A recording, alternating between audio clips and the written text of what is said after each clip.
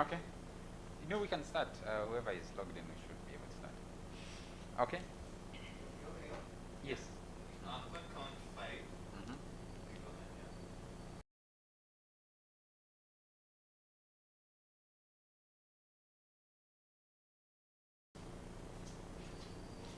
A very good morning and welcome to this Citizens Convention on Mining 2021, CCM 2021 5th Annual Conference. My name is Charles Mwangu Shampagi, and will be moderating the discussion this morning. I have with me a gentleman at this convention from where I'm broadcasting from, and I'll introduce them in a minute. And because we're sufficiently socially distanced, we appreciate, and Global Rights Alert, which is the host, appreciates the need to follow the standard operating procedures to prevent against COVID-19, but we're going to be able to lose our masks at some stage because we have sufficient social distancing, and I believe all of us who are at least here are vaccinated. I believe that majority of the people attending this convention are attending it virtually, so you have the safeguards within your control wherever you are. So I'll use my mask in a moment as I introduce the gentleman with me here. I have on my right Mr. Bosco Bucha. Mr. Bosco Bucha, very nice to have you this morning. Yes, I'll give you opportunity to introduce yourself fully. And I have on my left Mr. Onesimus Mojini, who's Deputy Executive Director at Advocates Coalition for Development and Environment. We will run quickly through the program so that we're able to catch up with time. But I want to just go through a few basic rules, especially of holding virtual meetings. Wherever you are, wherever you're following and participating in this convention from, make sure that you keep your microphone in mute. Also, pays to keep your video in mute. Videos can be particularly challenging sometimes because activity might be going on behind where you are that you might have no control over. It's important that the rest of us participating in this discussion, which is transnational in nature. It's a Ugandan discussion, but it is transnational in nature, bringing in members from the East African community and elsewhere who are following us, interested in mining issues in this country.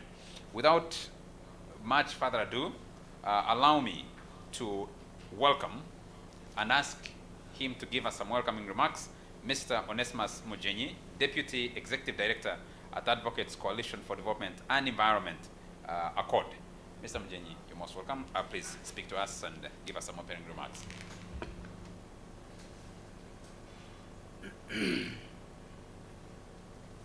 Thank you very much, Mr. Mangsha.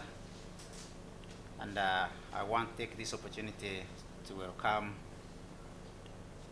the participants and the guests at this convention.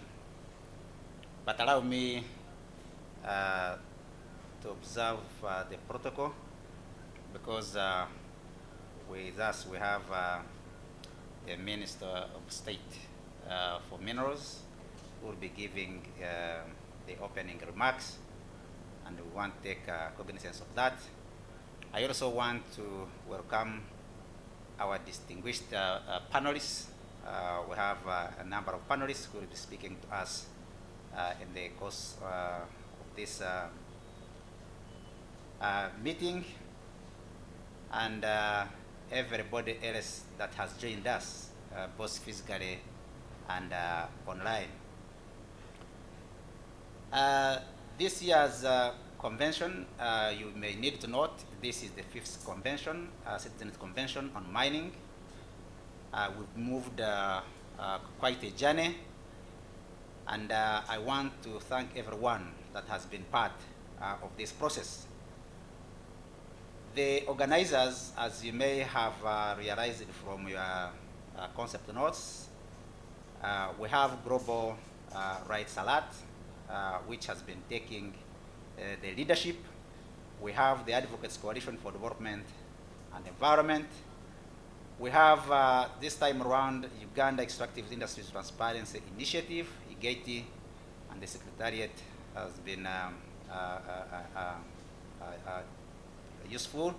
We have Hakiri Sirimari, which is based in Tanzania. we have a Minister of Energy and Mineral Development, and Minerals Africa Development Institution, MADI, Transparency International Uganda, and then the Uganda Association of Artisanal and Small-Scale Miners. So those are the organizers for this particular convention, the fifth convention. As you may have realized from your concept notes or the invitation, this year's theme is transforming African mineral sector for inclusive and sustainable mineral exploitation. And there is a background to this, or the reason actually why the organizers chose that this will be the theme for this citizen convention. And as you may wish to note, we have the African mining vision. And one of the core principles of that mining vision is inclusive and sustainable minerals sector. And when you look at a number of studies that have been done, we have a study that was done by Economic Commission for Africa in 2017. And the study was about assessing, mineral regimes in East African community and aligning these frameworks with the African mining vision. And one of the important issues they identified was limited transparency and accountability, lack of environmental sustainability, empowerment of women in the mineral sector policies, and increasing participation in the wider economy, embracing a multifaceted approach, supporting artisanal and small-scale miners that goes beyond formalization, but also enables those miners. So you realize that actually the African mining vision basically talks about inclusive and sustainable mining sector, and it has been identified that the framework, the East African frameworks, policy and legislative frameworks, are not adequate in addressing inclusive and sustainable mining. And that is the basis on which we thought it was very, very important to have a theme that talks about transforming East African mineral sector to make it inclusive and sustainable. So that was the basis of the theme. And again, the basis for today's objective or main goal of the conference, which basically creating a forum where the stakeholders can come together and discuss the necessary reforms in the legal and policy frameworks that govern the sector in the region. So that provides us with the rationale why we are here today, but also allow me to provide a few updates. As you realize, one of the things that we are supposed to do is to provide a bit of accountability. Because every year when the convention is held, different stakeholders take on certain responsibilities, and a part of civil society, allow me just to give highlights of what has transpired since the last convention. One, we've done work around the mining bill. You very well know that the mining and minerals bill process has been on for some time, and the civil society organizations have played a role, one, fast-tracking this bill to make sure that it is brought before Parliament and then promulgated into law. But the second thing has been supporting consultations on the mining bill, and I know the ministry will be updating us where we are with this bill. The second aspect is increased advocacy on mitigation of illicit financial flows. The last convention, illicit financial flows were identified as one of those aspects that undermine the sector, that undermine the region's ability to raise enough revenue from the sector. And the civil society organizations have been doing advocacy work. They have done engagements and proposed measures through which these illicit financial flows can be mitigated. And we think that is very, important. The third aspect is supporting the implementation of EITI in Uganda, and you're all aware that Uganda subscribed to the EITI initiative and committed to implement EITI in Uganda, and the civil society organizations under the framework of the multi-stakeholder group has supported this process. First of all, supported the development of the work plan, but most importantly also supported consultations on the EITI implementation in the country.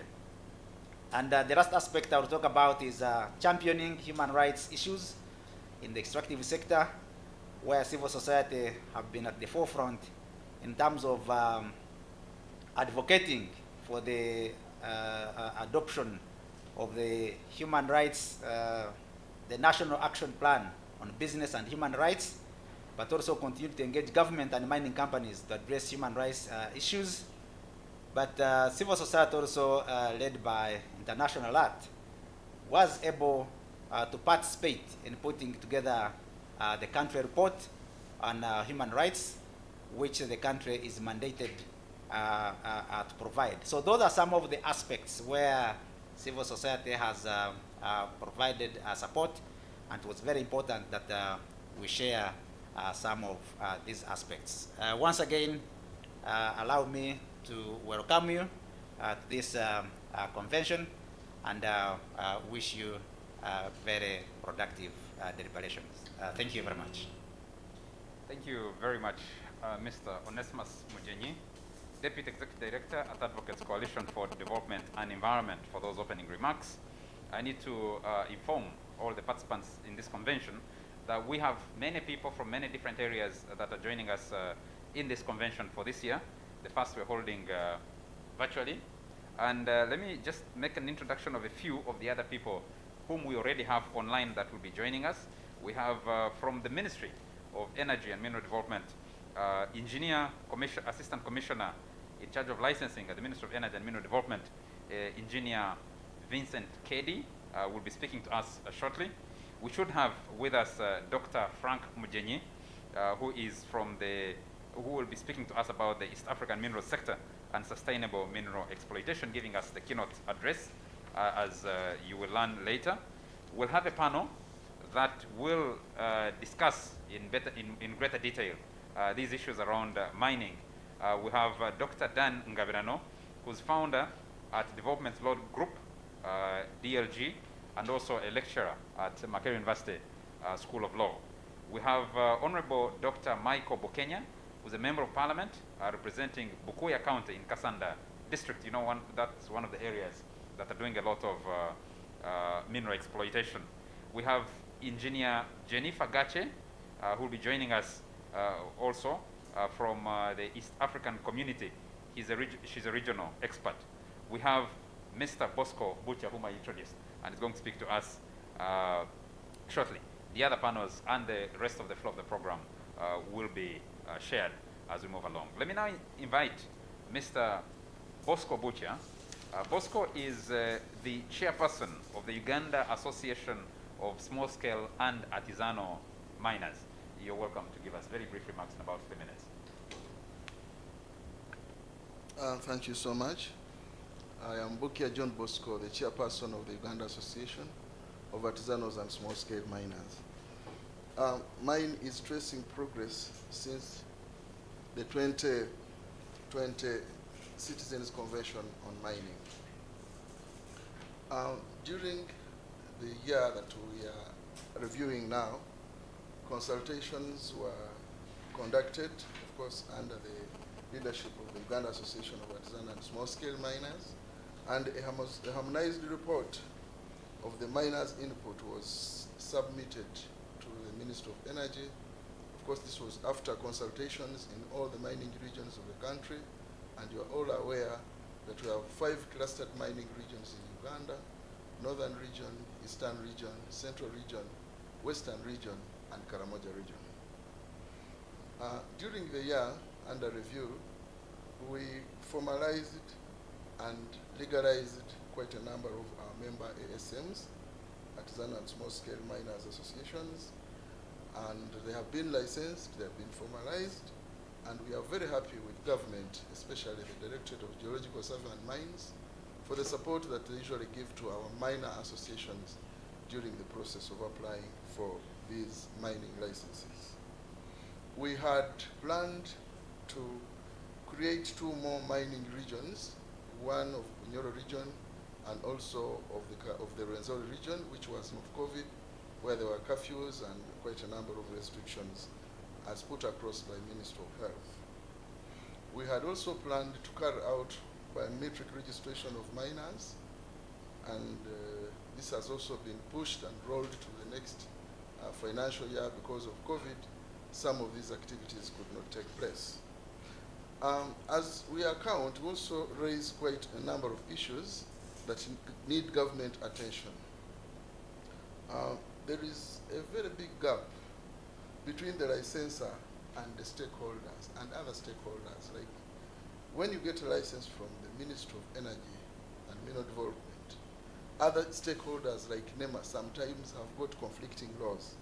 And now that we're in the process of making and amending our Mining Act, I think we need to harmonize these laws so that there is no conflict. I will give an example of allocation license that was issued to one of our mining associations in Katonga, in Chigezi sub-region, where the environmental police was trying to stop them from carrying out mining activities because they didn't have an environmental impact assessment report, which is not a requirement according to the current regime to have an environmental impact assessment certificate before allocation license is issued. I think there is need for government to harmonize these laws with different stakeholders so that our miners can have a conducive business environment. And there is also obvious lack of information about the mining laws and policies by stakeholders. I remember very well when we were carrying out our consultations in Karamoja, these miners didn't know that there was even an act that needed to be amended. And we are now in the process of amending. They are actually not informed. We need serious mobilization and sensitization of these miners so that they can know the laws that govern them.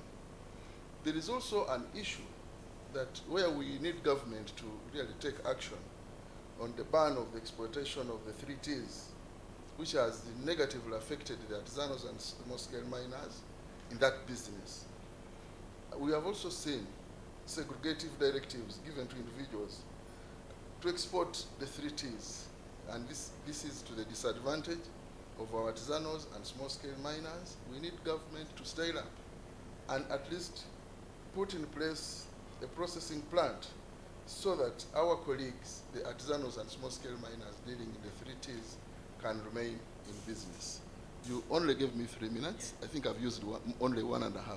Thank you so much. Thank you very much, Mr. Bucha, for keeping within the time that we are allocating for this, because virtual things need to be managed even more strictly.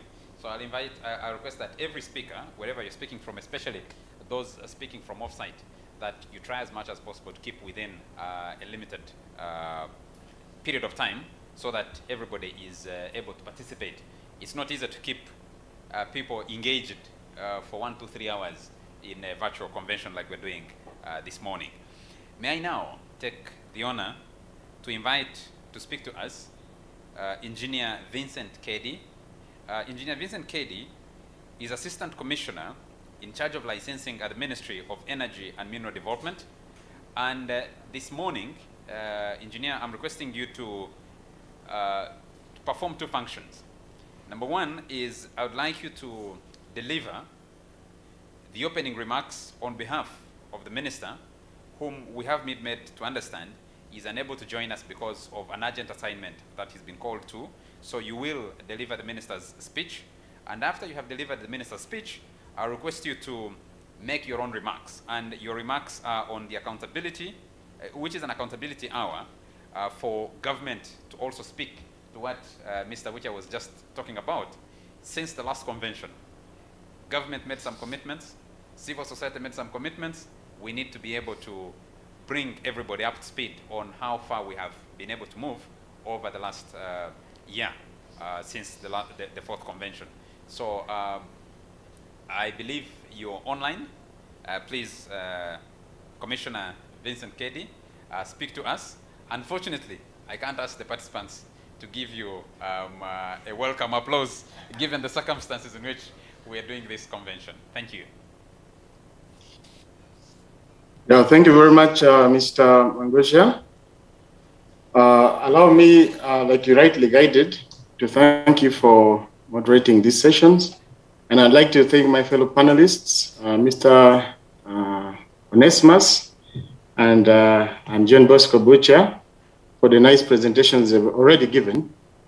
You have guided that I should first start by making an apology on behalf of the Honourable Minister of State for Mineral Development, the Honourable Peter Lokeris, who fortunately wanted to join us also on Zoom, but because of the poor network, he had to, he's in Moroto right now, he flew yesterday. He has requested that I make these remarks on his behalf.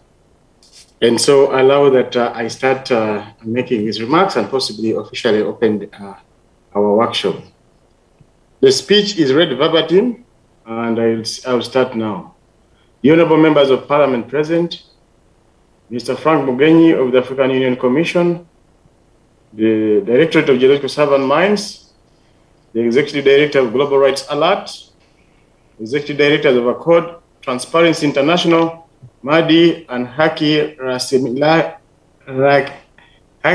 Rasilimali, the EITI Secretariat, Uganda Association of Artisanal and Small-Scale Miners, our investors in the mining sector, representatives of the civil society, the media, colleagues from Government of Uganda, participants in your respective capacities, ladies and gentlemen.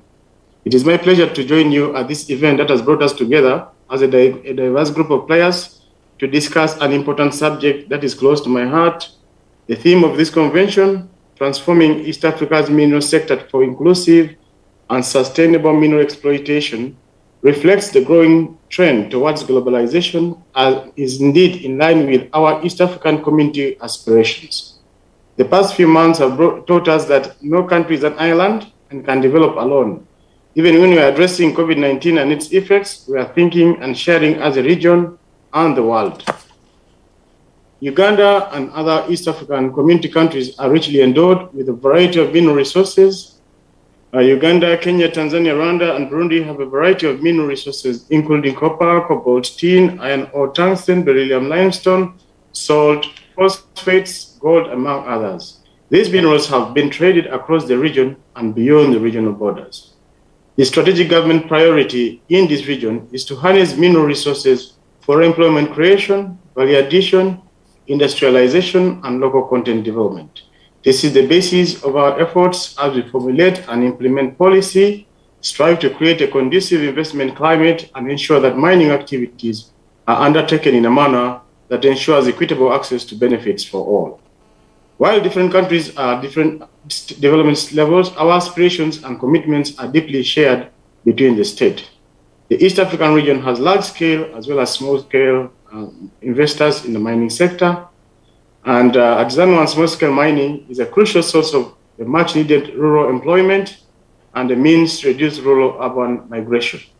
ASM operates predominantly in the informal sector, and its economic contribution is not accounted for in national statistics. The inclusion of ASM in the formal economy would increase the GDP of the country by several percentage points. As you're aware, Uganda is a blessed country with metallic mineral resources, industrial minerals, gemstones, as well as development minerals that exist in almost everyone's backyard. As government, through this ministry, we seek to develop the industry to foster socio-economic transformation and poverty eradication.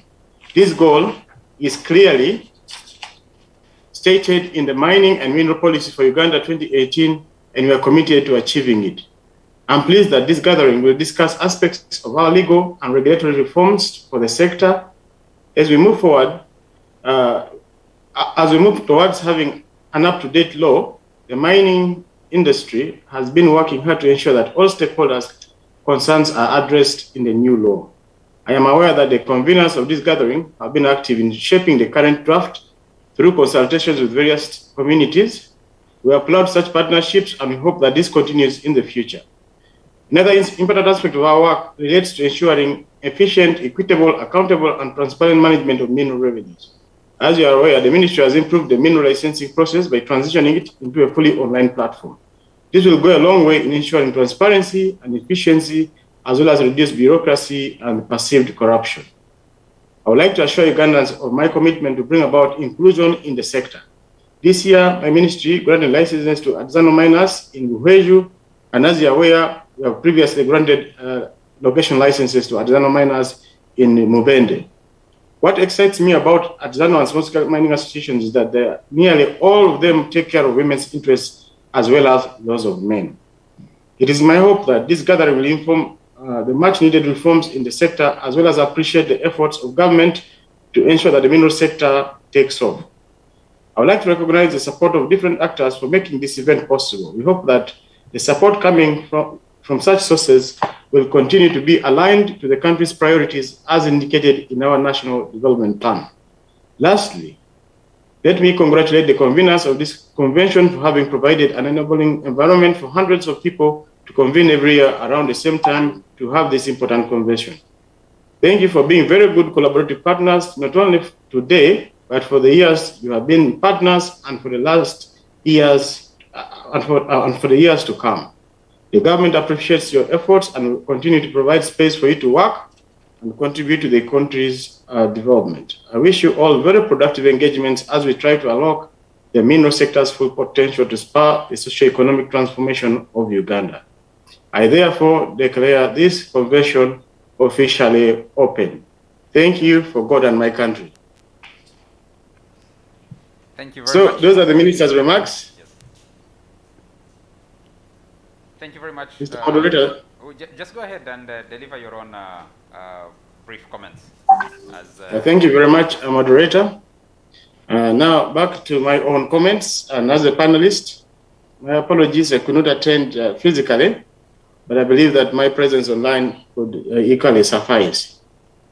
Now, in regard to the achievements, my fellow panelists, Mr. Nesmas, as well as Mr. Butcher, have already highlighted some of the key achievements, notwithstanding, of course, one being the mining bill. As you're aware that the mining bill now is, has been gazetted and is on the order paper of Parliament for the first reading. So anytime from now, we would expect it to be read for the first reading in Parliament, then we'll proceed to the committee. And then we have another regulation called the ICGLR or Mineral Certification Regulations. These ones have also been finalized, and they are at the desk of the Minister of Foreign Affairs for his consideration. As you are aware, they are sponsored by the ICGLR law, which is sponsored by the Ministry of Foreign Affairs. Mr. John Bosco Butcher has talked about artisanal and small-scale mining. Of course, we have tried our best to try to regulate artisanal and small-scale mining across the country, specifically in the areas of Buheju and Mubende, where we had some issues. There are also other areas like Moroto, Busia, and others where there is relative calm. So we hope that with time, we will have a very organized artisanal and small-scale mining sector. Like he said, Mr. Butcher said, the issue of biometric registration has been hampered by the COVID-19 pandemic. Specifically, we had made some good progress in regard to developing the software which will house these biometric records. And this biometric software is already integrated with the NIRA, the National Identification Registration Authority database, which will capture the biometric records. So the software is up and running. What is just remaining is to launch the registration. Once the COVID pandemic stops, I would also encourage civil society. I know they could be willing. If you could partner with us to roll out this, government funding has been limited currently because of the pandemic, and there are cuts in budgets here and there. I want to assure you that this is an activity that has that is ready to take off. Of course, budgets allowing, but I believe that collectively, with our collective efforts, since you also work in artisanal and small-scale mining areas, we could collect our efforts together and roll out once the restrictions are lifted so that we can be able to do this activity in a very, very short time. Let me also talk about Airborne Geophysical Survey of Karamoja. In the past 1 year, we commenced this activity, and I'm happy to report that currently we are almost at 90% coverage for the airborne, but we are going to start what we call ground-based geophysical, geological, geochemical surveys. I also want to inform you that we are almost completing the beneficiation centers that will be centers of excellence for mineral value addition. And we have already at almost 95% for Ntungamo Mineral Beneficiation Center. And for Fort Portal, we are at about 80%. So we hope that this will be concluded by towards December. I also want to inform you that in the past 1 year, there have also been good mineral discoveries by some people. There's been very rare metals, which has discovered rare earth elements. And there is Resuri Shining Star, which is doing a feasibility study for salt in Katwe. Uganda Development Corporation is in the final stages of doing a marble plant, of doing a feasibility study for a marble plant in Moroto.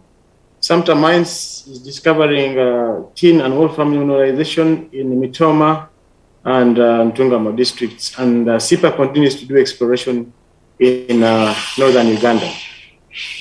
I also want to inform you that in the past 1 year, there have been new mineral developments. One is the Wagagai Gold Mine in Busia. And that one specifically, the construction is ongoing, and we expect that, in fact, 2 weeks ago, we launched the construction of the underground mine, and we expect the mine to come into full production by 2023. So development will take almost close to 3 years. There are others, Evergrande Resources for gold in Amudat. They are also there. They've set up machinery and they've started operations. Timber Mines in Uganda is also doing an underground mine, and they have already opened up the mine. Sino Minerals Investments is also setting up equipment for iron ore in the Muko area. Needless to say, in terms of cement, we also have a new player joining the cement industry. You're aware that last year we reported 4. Now we have 5. There's Metro Cement, which is joining National Cement, Kampala Cement, Hima Cement, and Toro Cement. So now we have 5 cement manufacturers in the country. Gold refineries, I think last year we must have reported about 4. There was African Gold Refinery, Simba, Bullion, Metal Testing. Now we have other 3 joining. There's Anish, Nilas, and Uran Ventures. Sukulu Phosphates, the court cases have now reduced, and the investor is trying to renegotiate their loan agreement with the ICBC Bank of China. And we hope that by December, there will be meaningful progress, and maybe possibly early next year, there will be resumption of mine developments in the Sukulu mine. In terms of Kilembe Mines, our ministry and the Ministry of Finance have concluded the expression of interest document and the request for proposals. And sometimes this year or early next year, by March 2022, we will issue expression of interest for potential investors to take interest to take up Kilembe Mines, and we shall use the competitive bidding method.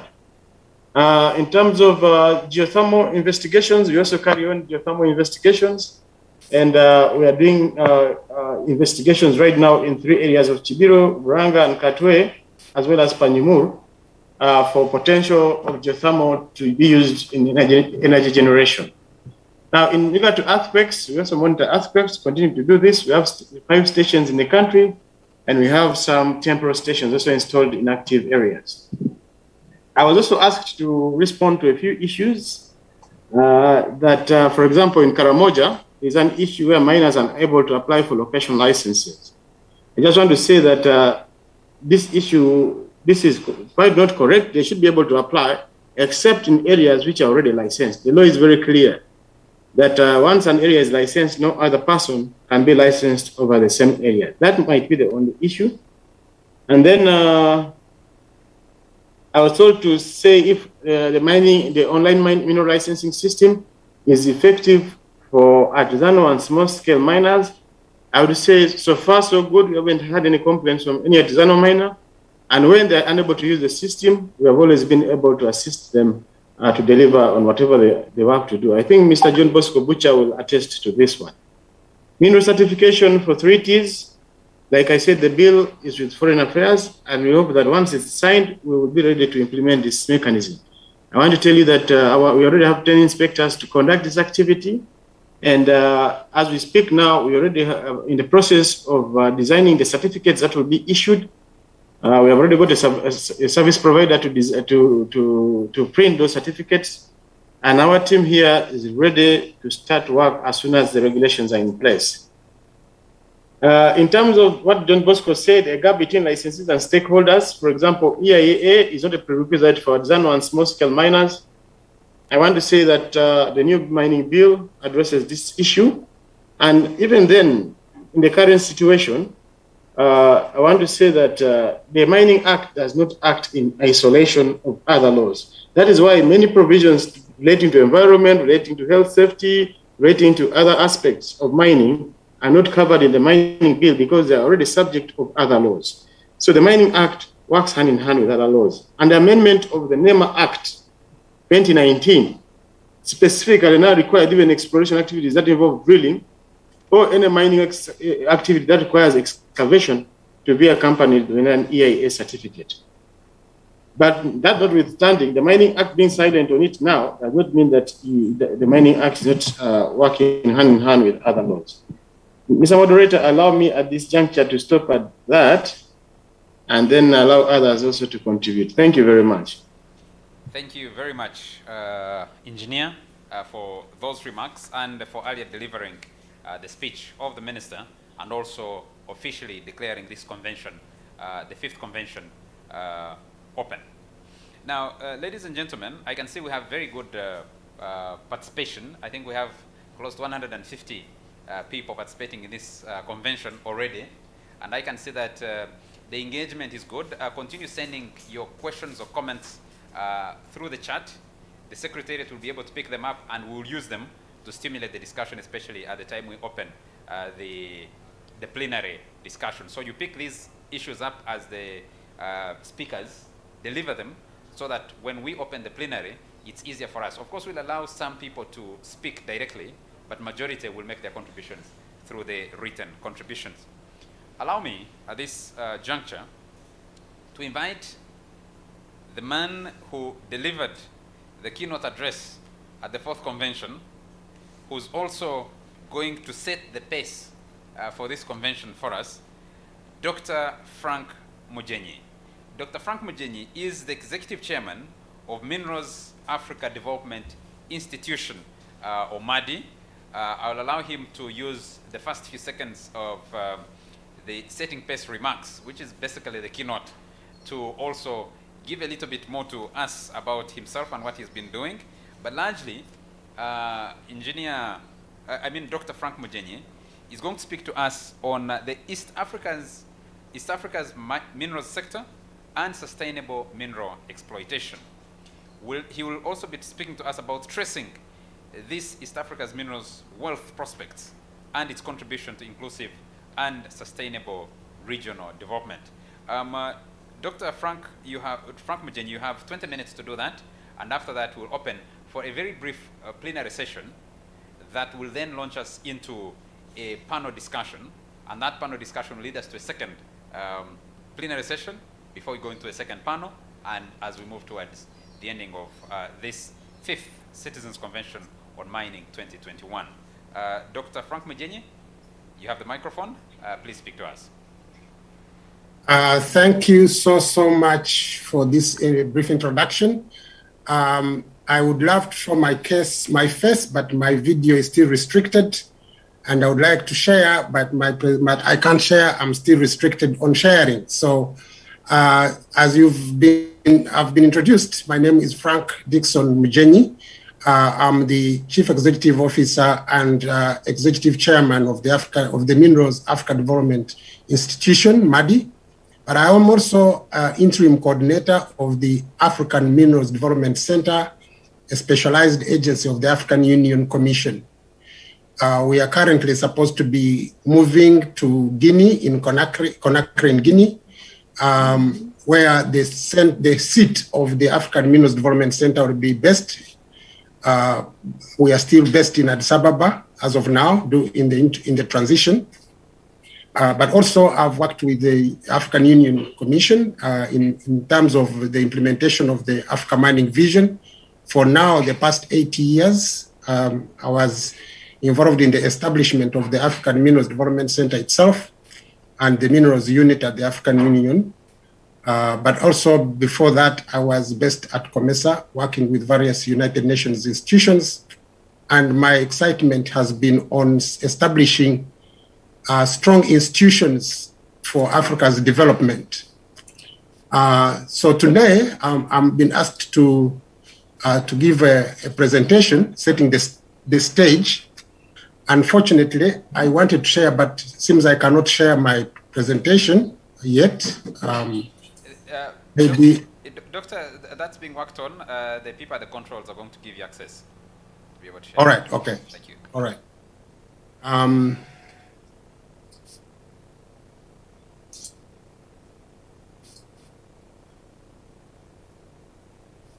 So. Now you can.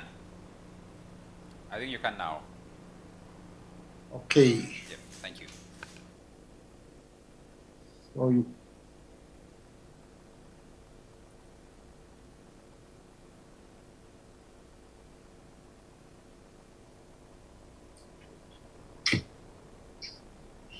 Right. So I'm going to, you can hear me, right? Right. I'm going to be bringing to you today, setting the stage of today's theme, which is transforming East Africa's mineral sector for inclusive and sustainable exploitation.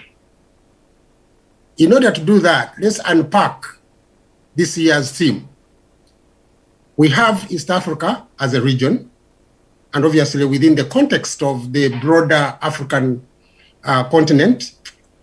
And we're talking about transforming the minerals sector itself so that we can have an inclusive and sustainable exploitation, but that is inclusive and sustainable development. Sustainable meaning seeing the future, looking beyond today. And this calls for critical and strategic thinking and planning if we are going to achieve our today's theme's objective. What does the critical thinking and planning mean to us as Africa? To understand that, let's look at the global trends in the minerals sector. It will help us to plan bigger and try to think more strategically. Right now, the world is transitioning from high carbon emissions minerals to low carbon emissions minerals. It means that they are moving towards low carbon economies. That's where everybody is looking towards. That's what is shaping the future of the world. Most of the continent's developed countries are implementing what they planned 50 years ago. They are now planning for the next 50 years. So what does this mean for Africa and East Africa in particular? Let's look at if we are going to think of critical thinking and strategic thinking, we might as well look at critical and strategic minerals, which come into play into strategic thinking and strategic planning globally, but now also for Africa and East Africa. Why are minerals critical and strategic? The minerals are deemed critical and strategic because they are essential to the economic and national security of the developed economies. But of course, they have to be also strategic for us as well, in terms of our economic and national security. While these other countries are strategically positioning themselves on who achieves what and who should buy from who, Africa is the source of all these mineral resources. China, as of now, has a lot of deposits as in reserve, not underground. They have been purchasing from Africa, from everywhere, and holding. So they can actually use some of these mineral resources to influence their foreign policy. They have done it before with Japan, and they have done it with the United States, to the extent that each of these big economies have got to rethink where they access their critical and strategic minerals without having their foreign policy influenced. So what are the critical minerals? Critical minerals are metals and non-metals that are considered vital for the economic well-being of the world's major and emerging economies. Why do we always go to world's major and emerging economies? Should be for the global world, because we all need these, because it affects us all the same. But when you go into the write-up, most of the people are looking at the world's major and emerging economies. And this derails us from thinking for ourselves to plan for a better Africa, because Africa is probably not among the emerging economies. Maybe some few countries which are part of the BRICS or of the Maghreb and so forth.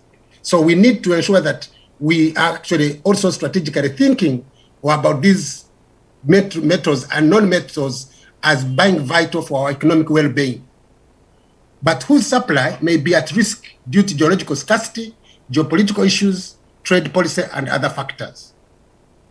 And Africa is one of those continents considered as high risk, therefore geological scarcity and geopolitical issues where we have conflicts and so forth.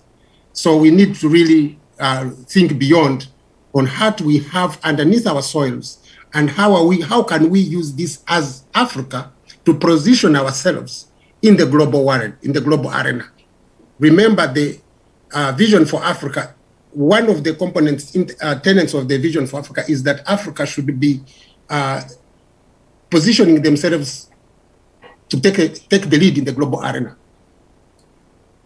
What are the uses of these critical minerals? I don't know if you can see my that which I picked, but we have here a listed use of these critical minerals.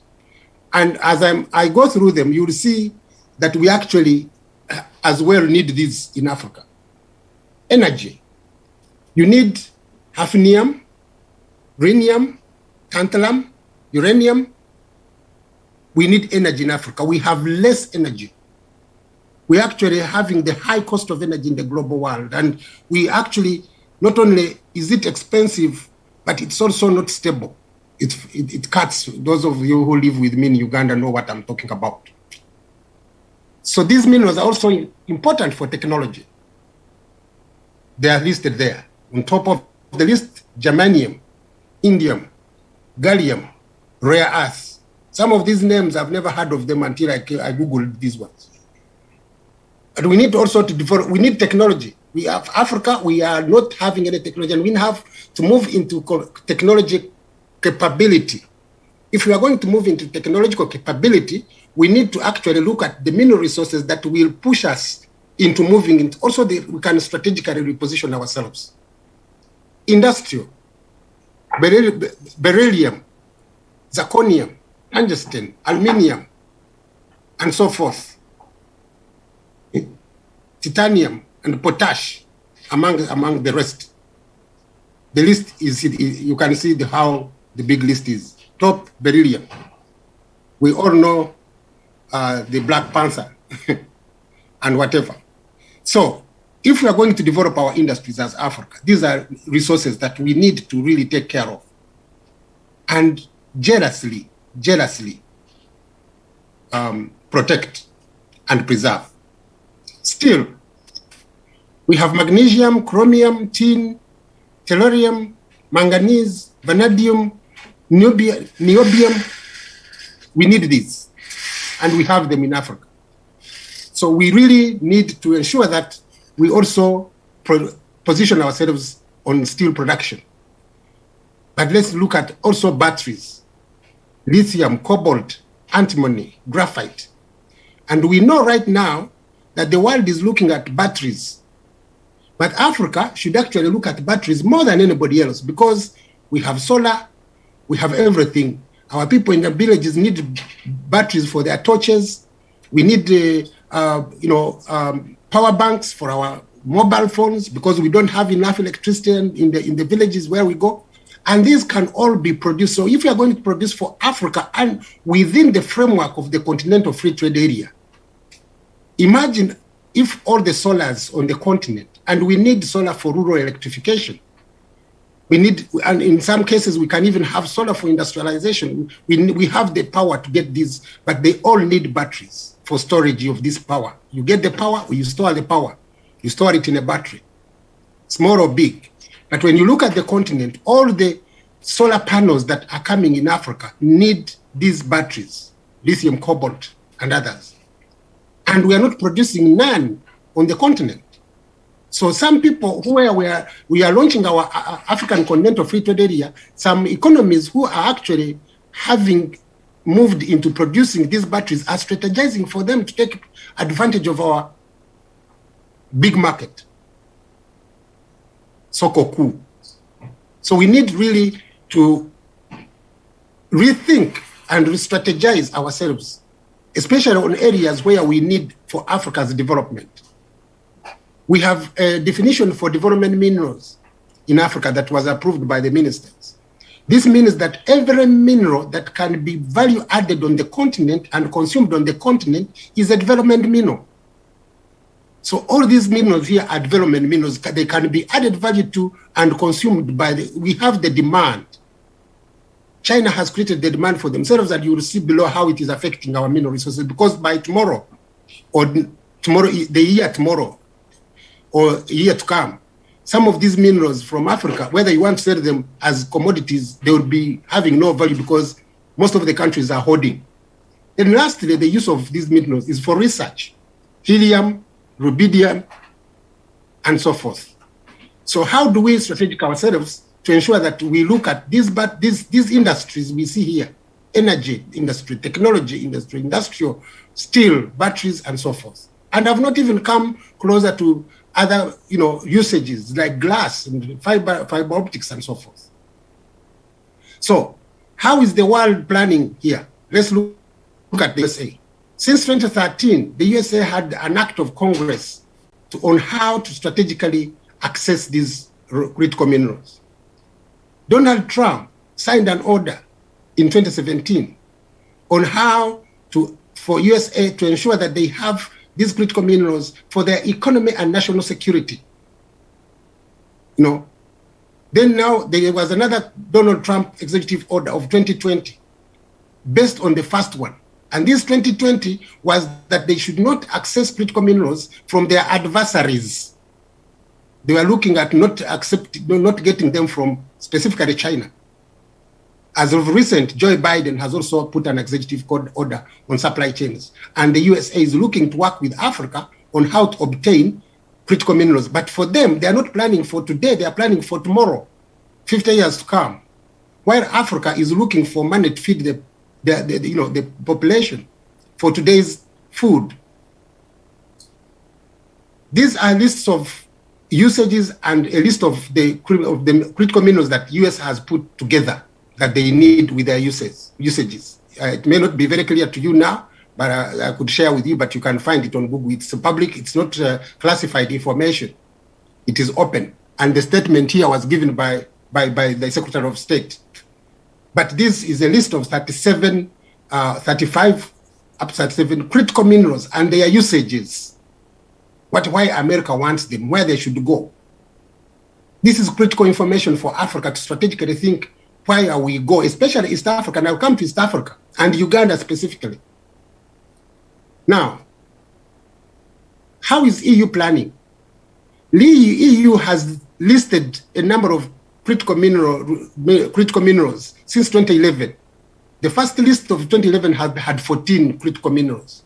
The next one was 14. And the European Commission prepares a strategic paper that it submits to the European Parliament for discussion and making decision. So in 2014, they had a list of 20.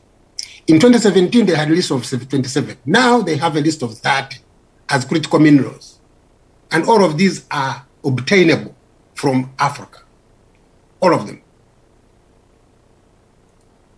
So how can we go into strategic planning for Africa? The World Bank says that no matter what mix of clean energy technologies emerge, the forecast is that low carbon energy future will require some combination of more than 3 billion tons of new minerals and metals to be achieved if we are going to get the global climate goals by 2050. We need 3 billion tons of new minerals and metals. And I think for me, if I was going to be thinking as an African bank, country, I would need gold, fine, for putting as a reserve in my reserve bank, in my Central African bank, in my central bank, and also getting our currency to be best backed by gold. This is very critical. But the rest of the minerals I'll be looking at are these minerals that every world is looking for, but not for selling them so that the world gets them for their own strategic planning, but we are selling them. We are also using them for our own strategic planning. Africa doesn't omit emissions that have colluded and destroyed the environment, the ozone layer. We don't, very few. But we are now going to be punished because we have to transition ourselves to new technologies, yet we have these all mineral resources that we're not critically looking at. So putting in the context, the World Bank estimates that 550 million tons of copper, and I think Mr. Vincent Keddy will think strategically whether to give away Kilembe mines right now. That 550 million tons of copper will be needed to generate and transmit electricity over the next 25 years, which is roughly equivalent to all the copper mined by humans over the past 5,000 years. And this is what copper they want. If I was a strategic planner for Uganda, I would actually put a seal on Kilembe mines and start thinking properly whether we should actually give it away right now. And other people who have other countries that are producing copper in the region, because Uganda has copper, DRC has copper, every other country could have copper. We have to really think beyond whether we need to attract investment and get some peanut of FDI, or we actually start thinking that if the country is going to look for 550 million tons of copper, what should we do as Africa? What should we do as Uganda, as East Africa? Context. It is estimated that 70% of global cobalt production comes from the Democratic Republic of Congo, where I'm speaking from right now. And we are also discussing the alternative mining endeavor for DRC, which means there is cobalt beyond DRC borders, stretching to neighboring countries, and that 80% of manganese resources are in Southern African region alone. This is what it means. This is where strategic thinking and inclusive and sustainable exploitation of our resources means that we should do. Let me give you this paradigm here. I'm showing you the world production of copper from 2008 to 2020 on one side, and on the other side, I'm giving you production of cobalt from Congo from 2010 to 2020. Now, if you look at from 2010, the world produced 110,000 tons. Out of that, DRC produced 60. So it is producing above. When you look at 2018, DRC produced 104,000 tons out of 148,000 global cobalt production, over 50%. In 2019, you can see now the production is going down from the Congo, and the copper, and because of the circulation of cobalt on the global market, because everybody is hoarding, the prices of cobalt now are going low.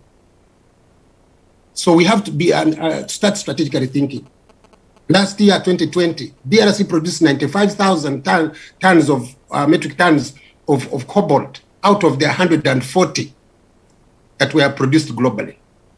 So this is where we need to really start thinking. So in my conclusion, I didn't want to keep it long. Africa needs to wake up and take advantage of its strategic position as a major producer of almost all minerals that are critical for the transition from the fossil fuels to renewable energy. East Africa is at the heart of these minerals. Geologists can confirm this, Mr. Keddy. Inclusive and sustainable exploitation requires that we consider adding value to our resources in order to create wealth and jobs through all those energy, technology, industry, batteries, and so forth, all can be done on the continent. We need to start thinking which mineral we want for what, especially for research. Our young people need to do research and start producing, semiconductors. In fact, a number of executive orders in America they are targeting semiconductor producing industries. Semiconductor. I think the engineers know what I'm talking about. And these semiconductors, these could even be cottage industries for our young people.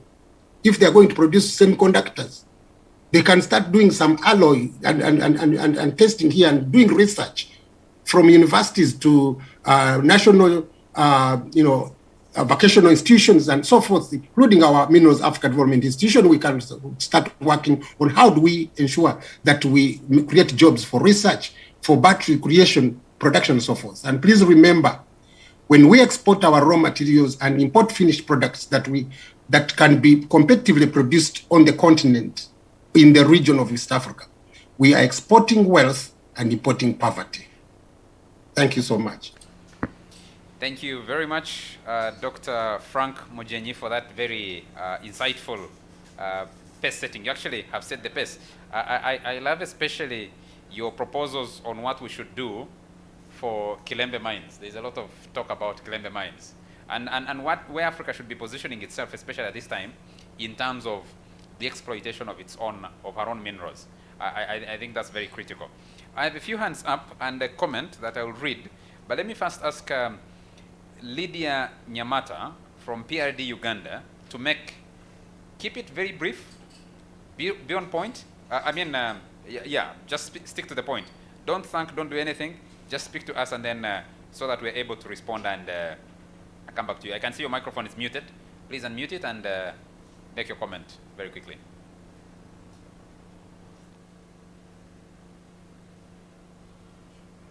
Lydia?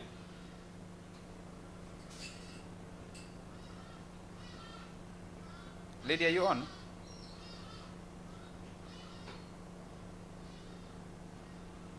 If I can't find Lydia, can I ask Henry Bazira to come in? Henry? Henry, unmute your microphone, make your comment, keep it very brief, and you can point it to any of the people who have spoken so far. Yes, go ahead. I just want to make 3 points. One, very quickly. I think we need to change the mindset. One, on how we approach our work. I like the presentation, but we need to focus on skilling Ugandans. It means that we're going to change our education system and turn back to where we are of having vocational institutions, at least have vocational institutions come to university level. Now we have converted vocational institutions into universities that are not skilling. And to me, that is a problem. So we are having many graduates that do not have skills. And so when you're trying to talk about skilling, that's a problem that we need to address. The other one I want to address is the issue of technology. There's a strategy. I think Africans do not spend time to think about what the rest of the world thinks about them. That the North America, Europe have focused on building technology and owning it and making it very difficult for African countries to acquire it, especially for technology for exploiting natural resources. And we are forced to bring in their companies to exploit our natural resources. I do not know how we're going to do it, but that shift has to change so that African companies have the technology and we're able to exploit. Even the proposal that Kilembe shouldn't be given out. We don't have the new technology to actually exploit the cobalt and copper that is in Kilembe. So we need to, it's going to take us a while, but we need to start now. And then the concept of believing that foreign direct investment is going to develop Africa. I have never seen a country which has been developed by FDI. I think we need to always, and this is something I've been singing about, domestic direct investment. I submit and thank you. Thank you very much, Henry. And do we have Lydia ready now? Lydia?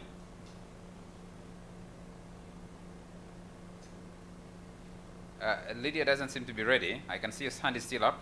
We'll come to you when you're ready. I wanted to pick one comment before I go back. Can I ask the panelists to respond to what Henry has just spoken about? There's a question for Commissioner Vincent that I wanted to pick up and a comment that I wanted to pick up and share before we get the response. The others are basically in appreciation of your contributions. But let me go back to you, Dr.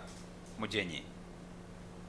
Henry asks a critical question, three critical comments that he makes.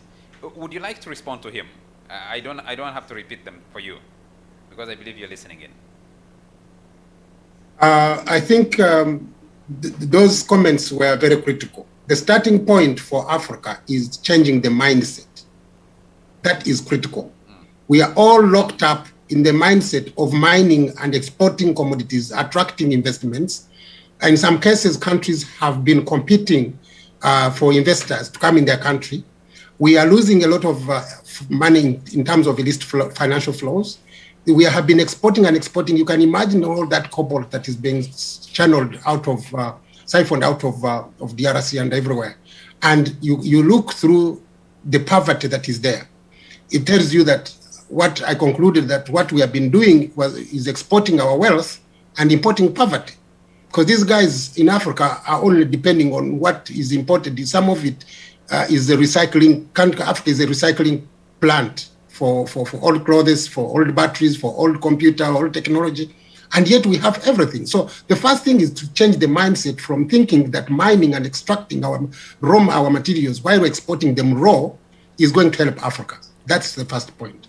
Now, once we have that change of mindset, and especially for our young people through universities, starting with high schools, after primary education. I mean, when I was in primary school, I was being told that our cash crops in Uganda was coffee, cotton, copper. You know, at that time, copper was contributing almost 30% to Uganda's GDP.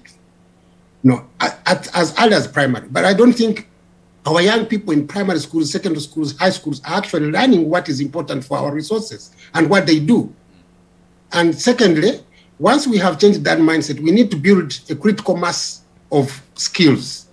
People need to move away from, educating, doing 17 subjects that are useless, and yet we need people who can go strategically think, not to create minds that are thinking we are going to be begging for funds, but making it ourselves through what everybody can do.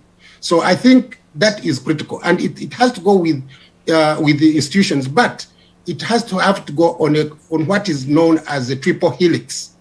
The triple helix means that the government and the private sector and the training institutions, academic and so forth, will work together. And when said other institutions, including civil society, private sector, and other stakeholders, state or non-state actors, are all inclusive in that triple helix. So you have the government, you have the academia, and you have the private sector and other institutions that are going to come together to create this critical mass of resources. Because we have resources in our soils, but what we don't have and what we claim that we don't have are skills which we can create. And we also claim that we don't have money. We claim that we don't have technology. Technology comes from research. You research, you make technology, and research needs funds. And funds, we have funds on the continent. Some of the funds are being invested in real estate because it's all risk. You find less people putting their money in adding value to our resources. Yet the rest of the world, let me also give you this analysis, that when you look at the global GDP, agriculture contributes only 6% to global GDP, agriculture. And Africa is full of agriculture. Industry contributes almost 30% to that. That is about 35%. So 65% is service industry. And service industry, when you look unpack the service industry, these are the aeroplanes, they are trains, tractors, buses, telecommunications. These are all service industries, and service industries all use what I have clearly put forward as critical minerals. But this needs to change the mindset, build the critical mass in research and development, and put our money towards that. And I think we do have that. So thank you so much. Thank you very much. I have a question here from Edson Oriema. It's a comment and a question. Edson, I am torn between reading it now or preserving it for the next session, which will be speaking specifically to EITI, which my colleague will moderate. My mind is torn about whether I pick it now or pick it later. For now, I think let's keep it so that it's discussed in its proper context when we have that session. I have a few other comments here that we'll need to pick up, but let me ask the panelists with us here at the main secretariat to be able to respond. Henry raises those critical questions, and Dr. Mojini has just spoken to them. Mr. Mojini, Onesimus.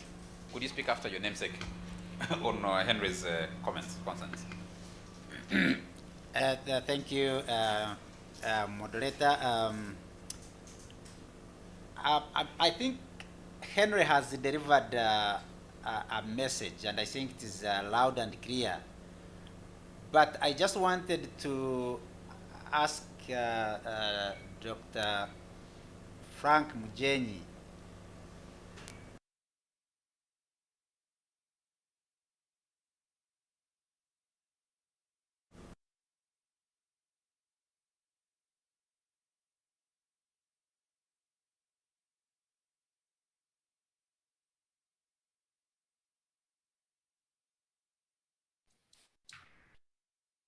Hello, is it only me? I cannot hear anything.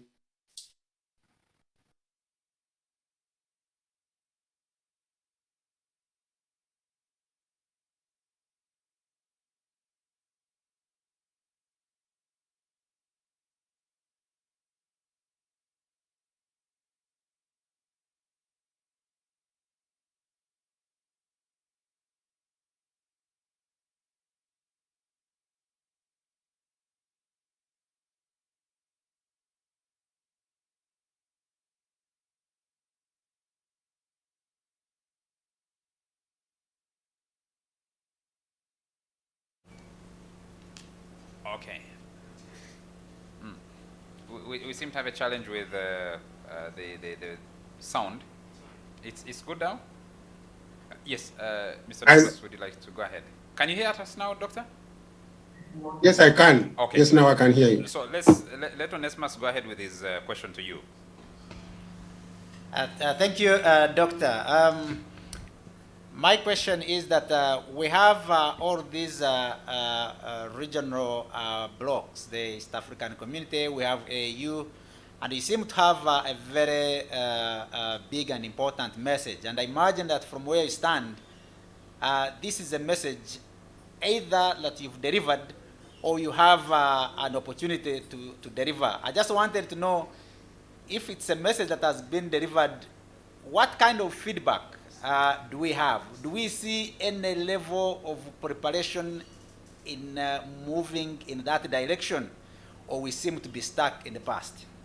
Thank you very much. Doctor, before you respond, can we pick another? Yeah, thank you so much, Mr. Mojini. When you look at the Agenda 2063, under the education and critical, there is an agenda or a target for skills revolution. Sadly, most of the initiatives at the continental level have not been unpacked at the national level, and this is where it all begins with the mindset change, because there are so many good and written initiatives at the continental level, at sub-regional level. East African community is putting together an East African community mining law. In COMESA, SADC has got an industrialization strategy. All of these, they call for skills. Every time you talk about developing an industrialization strategy, the only thing that you'll find in there, innovation, science and technology, research and development, these are all things that have always been sung. But unfortunately, bringing them down to be realized at the national level, at sub-regional level, has been a challenge. And we seem to also be repeating the thing. And a week ago, I was in Ghana, and I met my colleagues at the Secretariat of the African Continental Free Trade Area.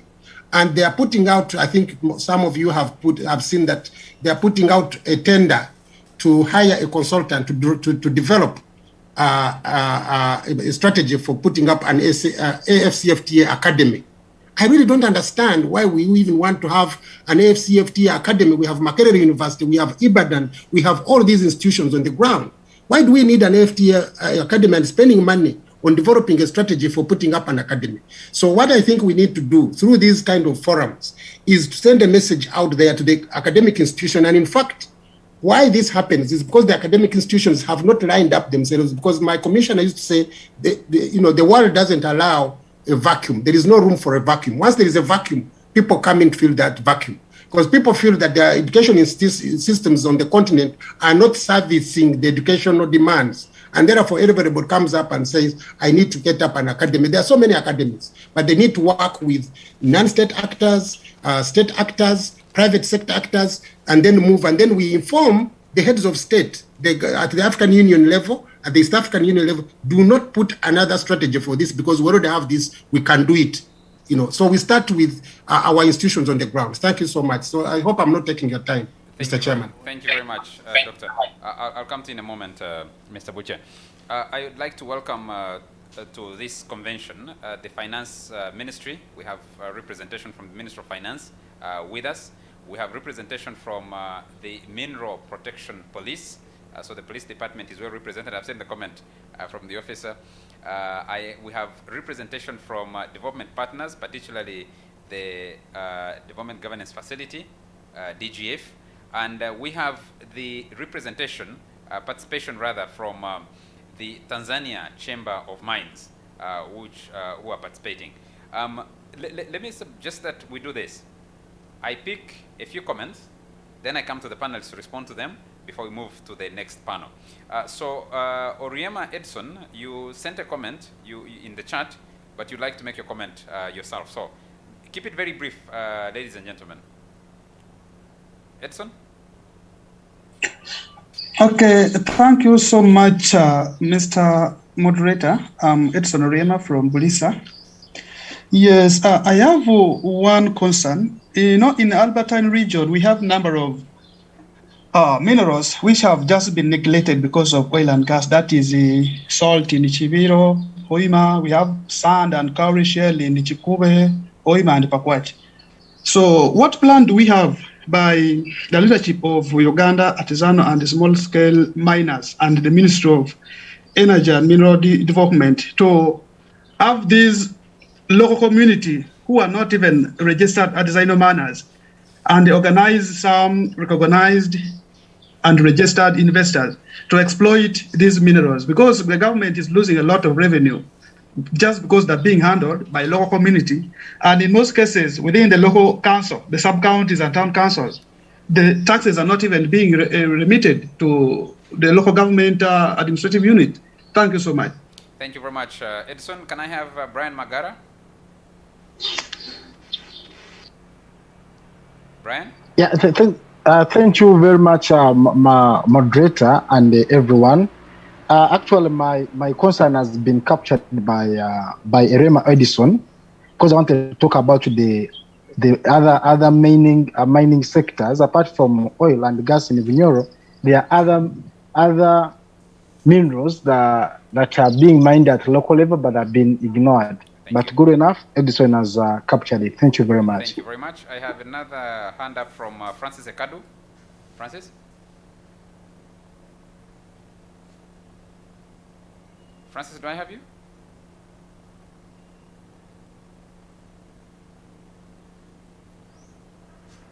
Okay. Francis doesn't seem to be ready. Let me see. I want to pick some comments from here, from the chat. As I get to those, Mr. Butcher, you'd like to respond to Yes, please. comment? Thank you so much, Mr. Moderator. Dr. Frank Mojini talked about mindset change of our citizens in Uganda. I would like to also urge government and the policymakers, I'm happy that this forum has some policymakers on it, to allocate more funds towards research and innovation.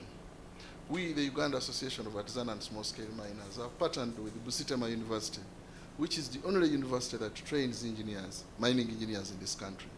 But we are trying to look at how do we promote research and innovation with the upcoming engineers who are still under training, so that we can improve the technologies in our mining sectors.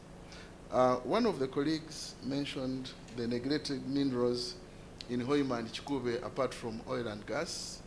Yes, true, some of those minerals may look neglected, but they are not neglected. The Uganda Association of Artisanal and Small-Scale Miners has a plan of upgrading the region to one of the clustered mining regions by UGASM. Like I told you, last year we had planned to have Bunyoro region as one of the regions under UGASM, and have its fully-fledged leadership, and also have the resort region. I think when we get to those regions, when the pandemic subsides, we shall have the leadership, and we shall register those small miners that exist in those regions, and also help them to get legalized by government. Thank you very much, Mr. Butcher. I have a comment here from Kisembo, who says, why can't Africa copy EU and US's acts in order to protect minerals for future use? Advise the Democrats to change mindset.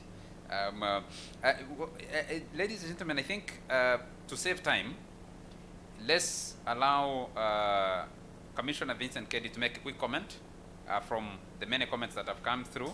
Tushabomwe, Obed, I can see you. Disan, I can see you. But we preserve some of these for the next session after the plenary discussion. So, Commissioner Vincent, if you could speak to us in response, then we launch into the panel discussion, and we'll capture all these, especially the written comments, and we'll have them discussed in better detail in a larger plenary that we'll have after the panel discussion. Commissioner? Yeah, thank you very much, moderator. I listened to the communication or the presentation by Frank, and I can say he really set the stage.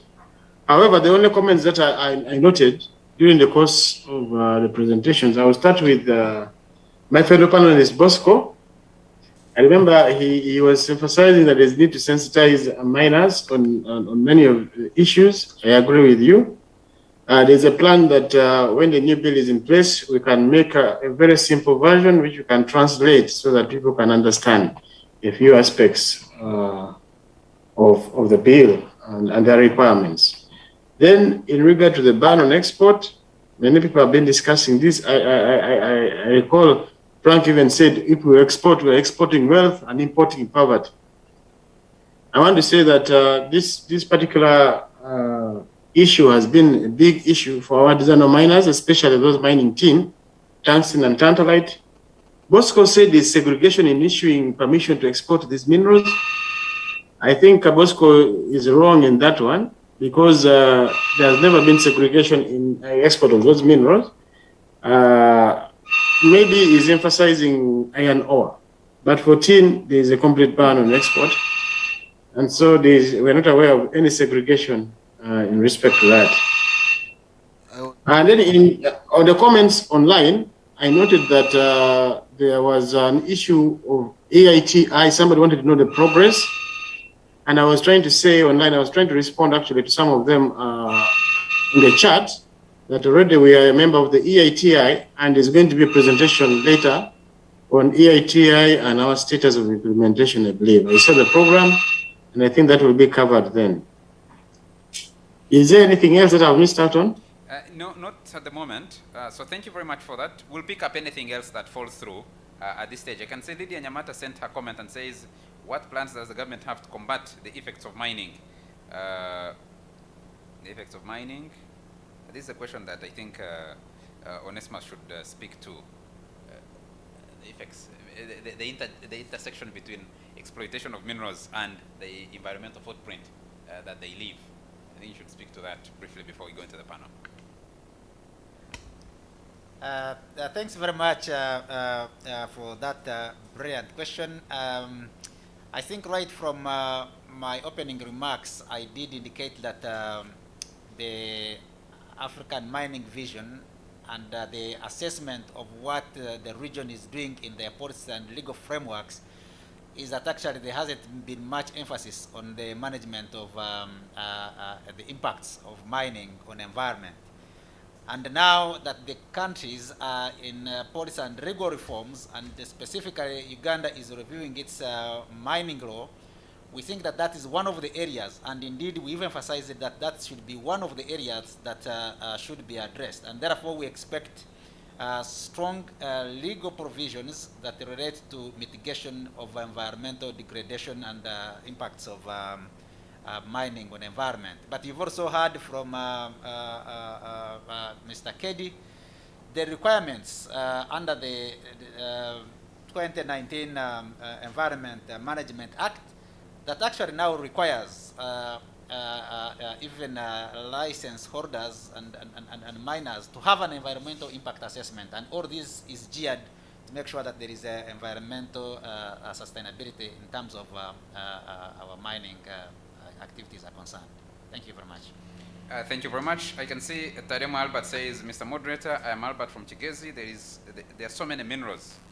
No, so many iron ore minerals in Chigezi sub-region, deposits in Chigezi sub-region, and exploitation going on at a place called Buhara. There's extraction going on with too much noise to the residents, who I believe were not fully compensated. How can they be, I think, saying, how can they be, yes, the communities have not been affected in Kaboya, Wedra Reserve, sand mining in Kabale, and elsewhere. I think the government will respond to that at some stage. Ladies and gentlemen, I would like us to transition now. I don't know if we can manage. Conventionally, we would have a health break at some stage, but yes, we can have a 1 minute break for you to shake your bones a little and maybe sip on your water, and then we'll launch into the first panel discussion. Technical team, please give us something, a very, very short break, which should last not more than a minute.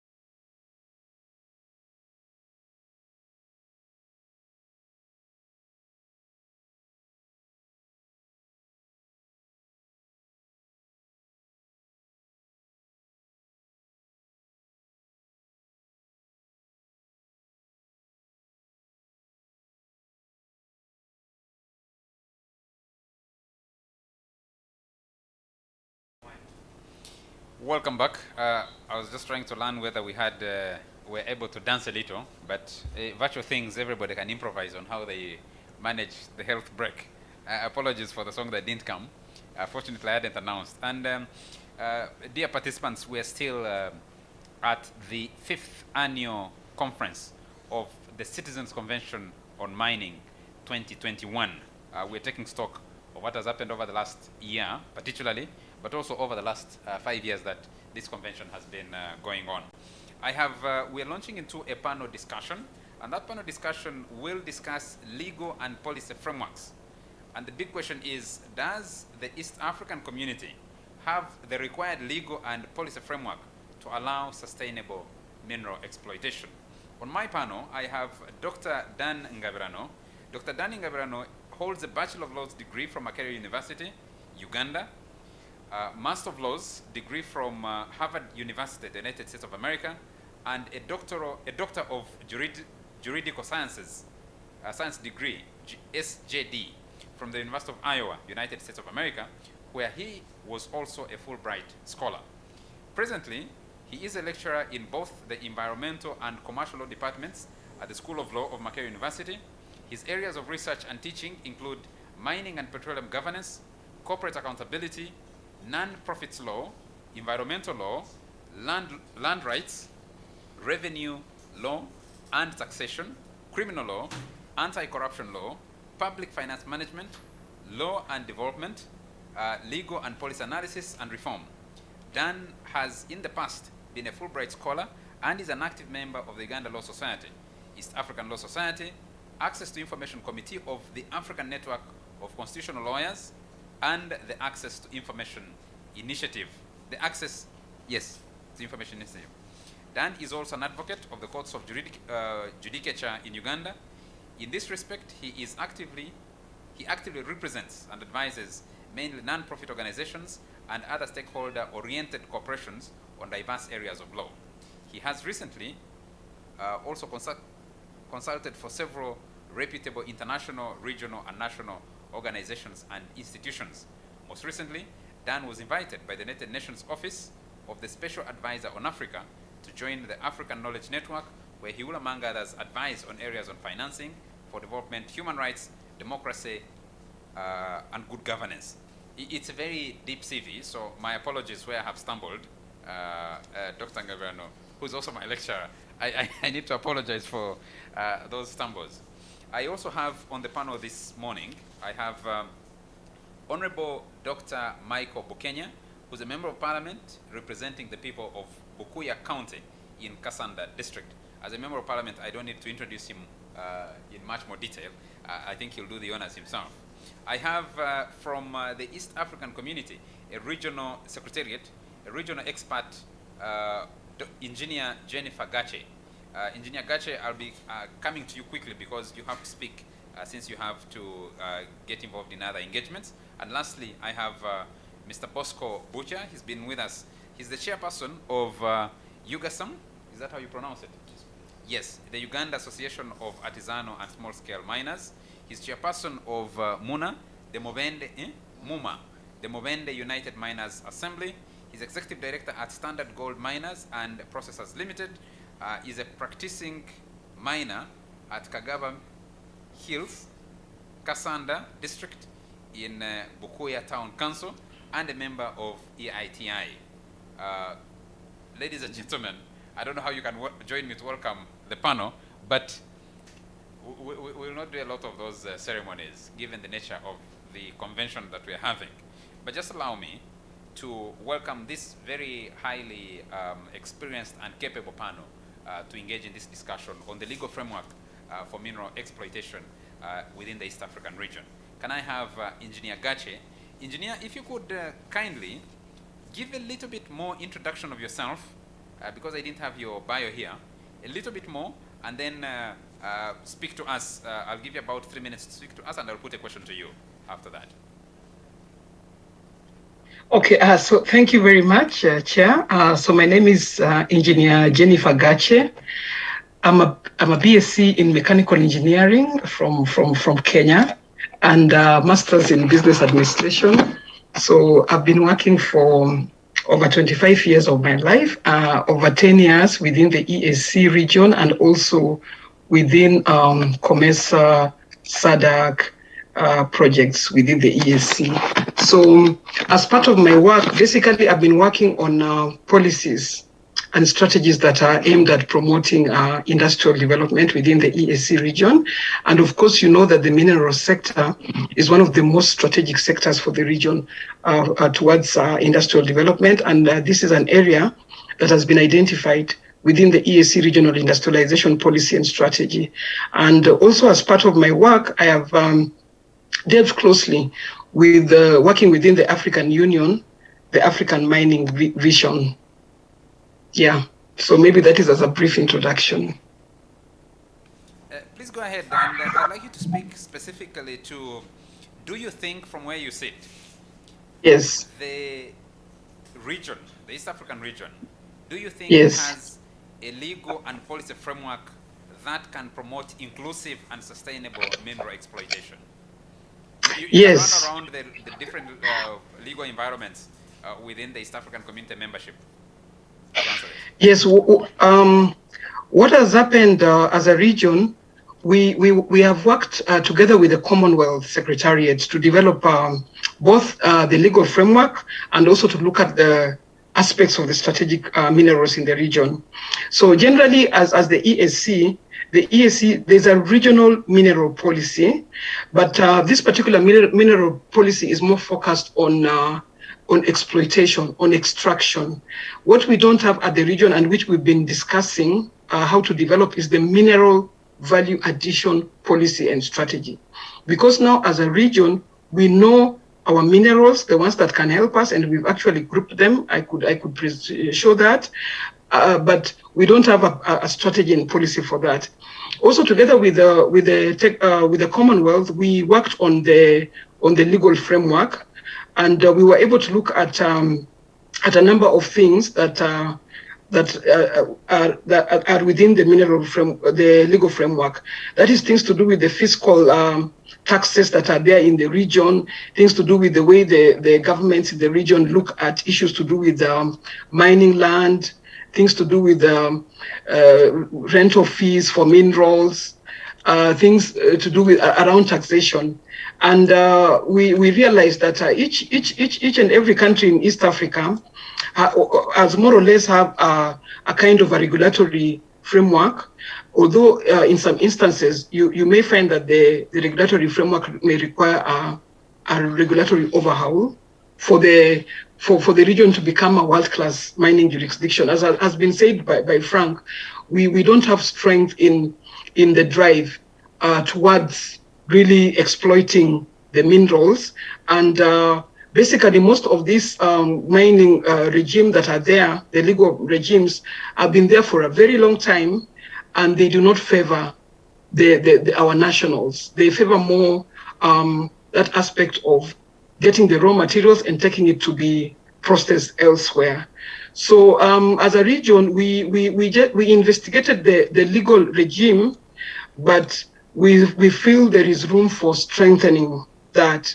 And actually, together with the African Union is ready to work with the region towards the strengthening of this regime, but it is still a process, and we are still working towards it. But the region itself has established a task force that is going to look into these aspects of the minerals.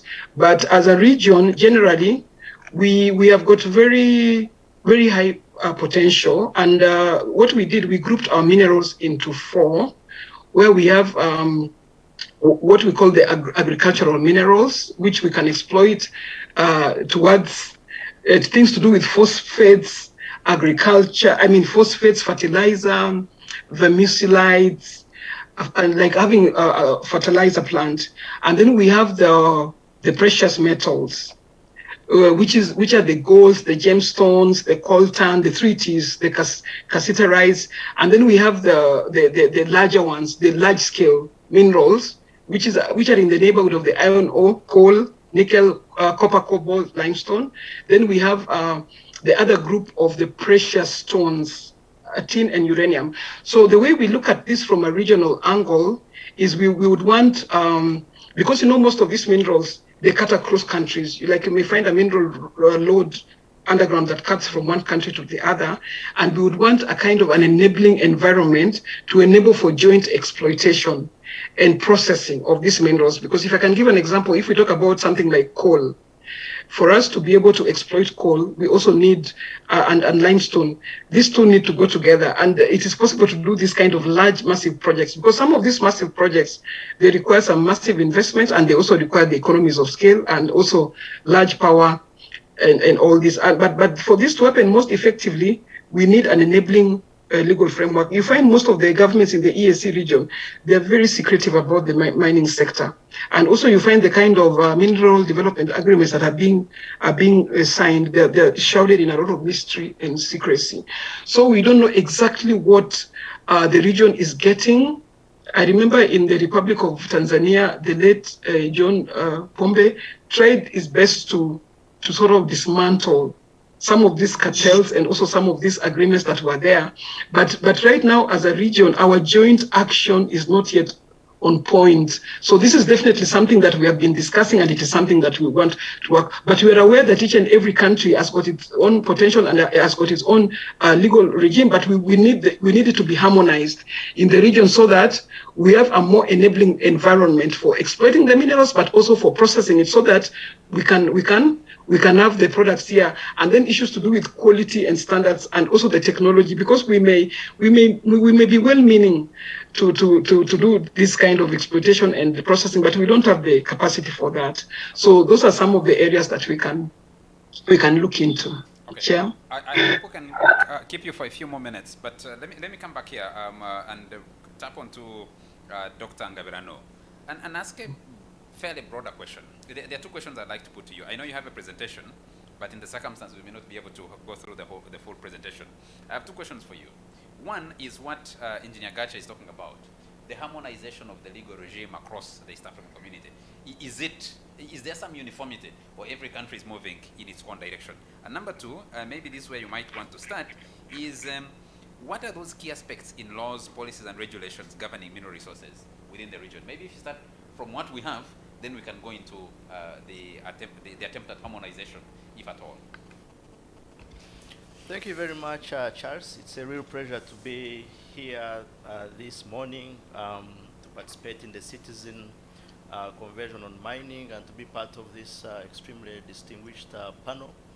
I'd prepared a presentation, but given the format now, I'll probably abandon it and just concentrate on the questions as asked. So I agree very much with Engineer Gache.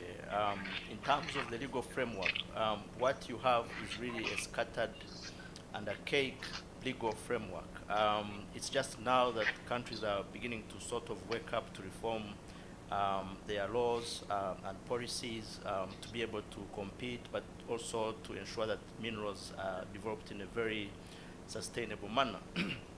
But that said, I think we have a firm basis on which we can even start the conversation about harmonization and review of our laws and policies as the East African community.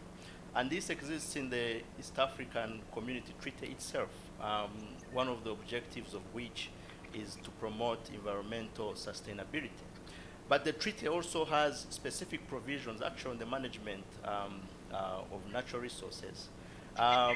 Beyond that, so the treaty is very strong when it comes to environmental sustainability.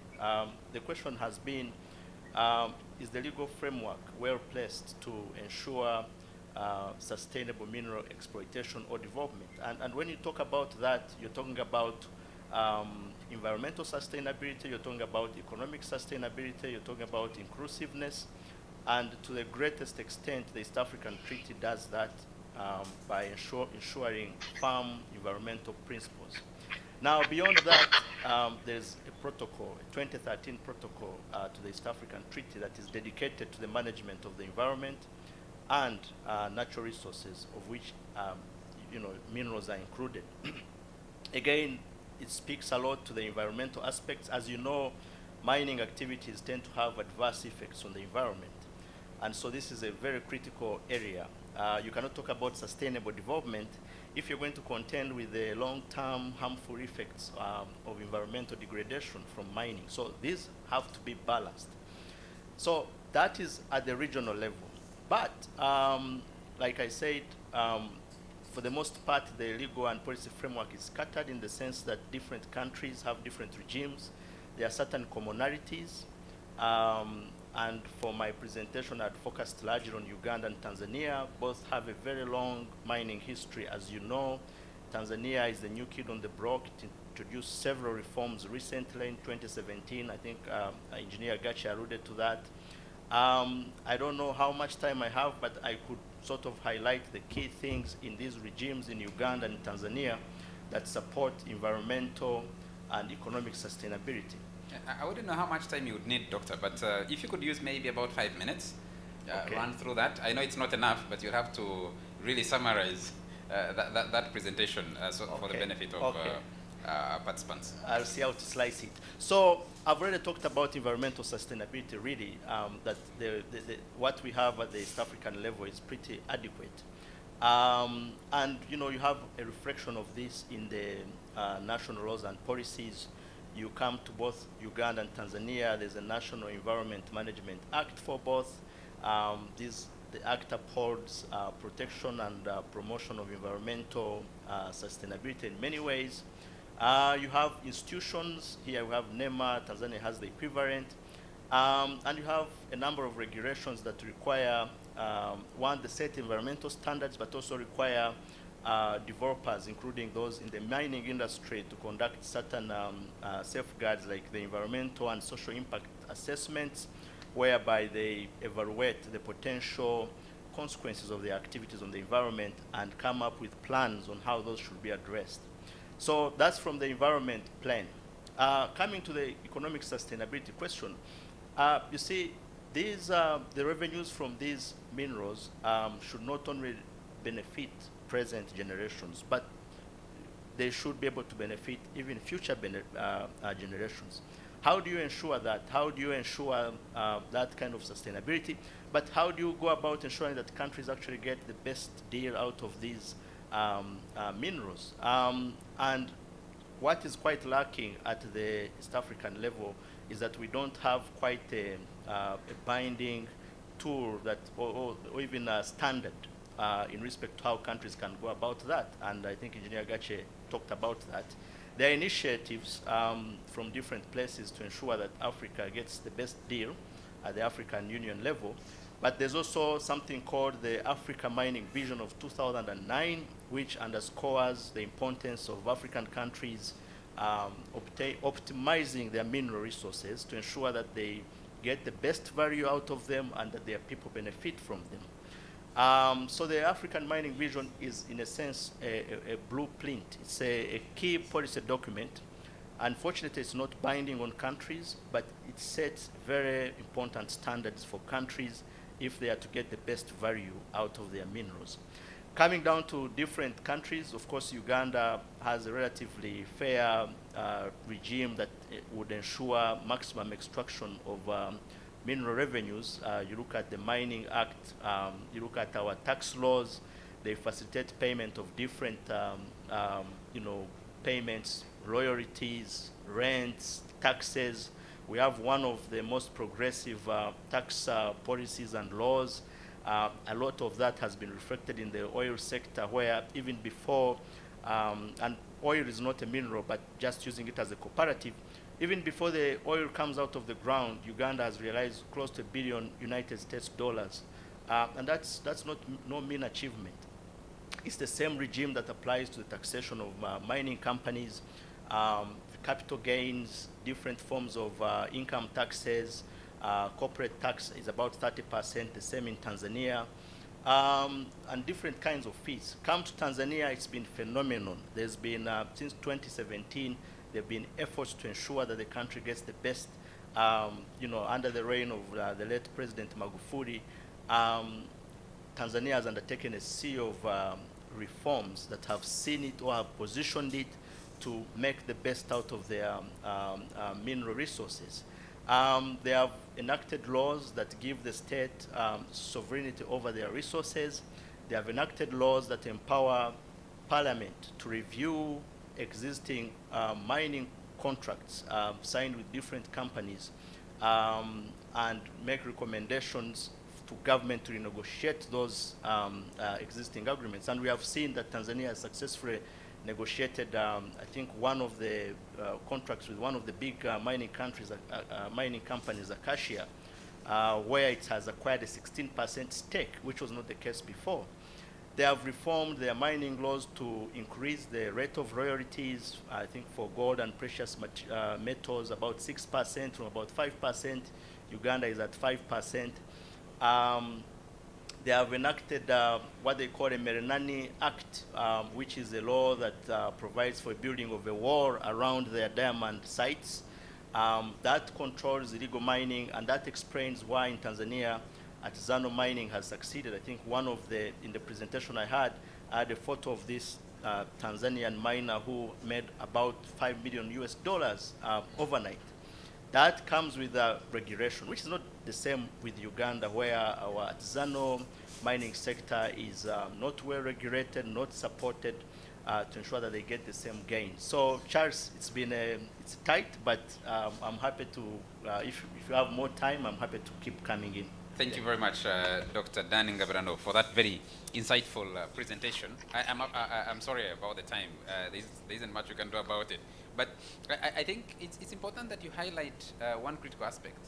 That peasant miner who overnight finds a gemstone and is able to cash in on it, which you've hardly seen in this country. And I want to turn to Mr. Butcher here for a moment. You work with these small-scale and artisanal miners.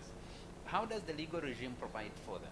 Because there are two levels, which is a question I would have put to Dan or even Jennifer, but I want to put it to you. There are two levels of benefit. One is at the national level. So a 16% stake held by the government on behalf of the people is a very important stake for the country. But what about the people in Bukuya, in Movende? I saw yesterday, I think it was on TV, yesterday, somewhere in Buhwejo, people arguing about this. You're talking about exploitation in other areas, especially where and someone on the comments here put Omuntu Wawansi, that benefit. Does the legal regime in Uganda actually provide adequate? Chair, sorry.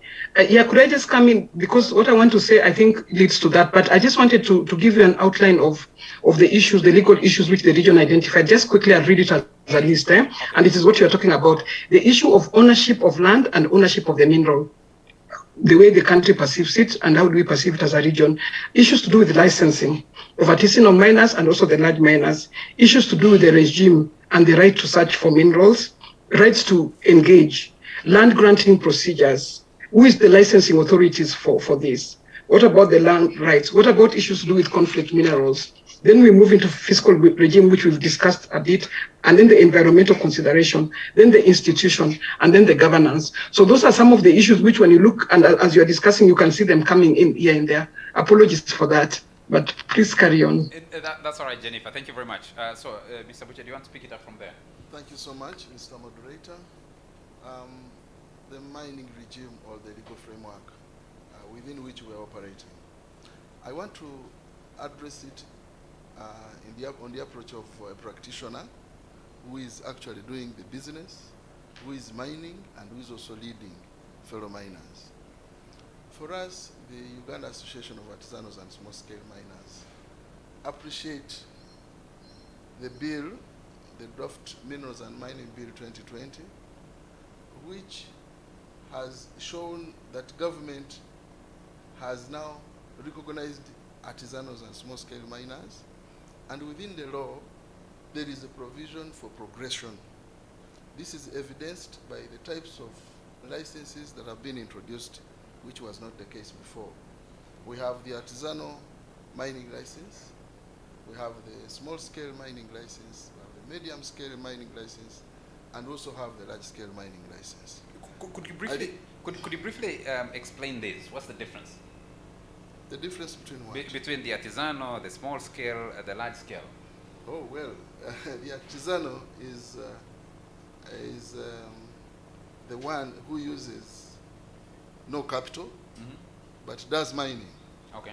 You wake up with your spade, hand hoe, and You shovel. get a shovel, a hand hoe, you a go pan, and work some- with your families. Pick some stones Yes. around, Yeah. heat and process, and get your livelihood Okay. for a day. But a small-scale miner is business-focused. It's more focused on business. It's trying to improve technology. It's doing some research. It's doing some exploration within the licensed areas so that he can improve on his business.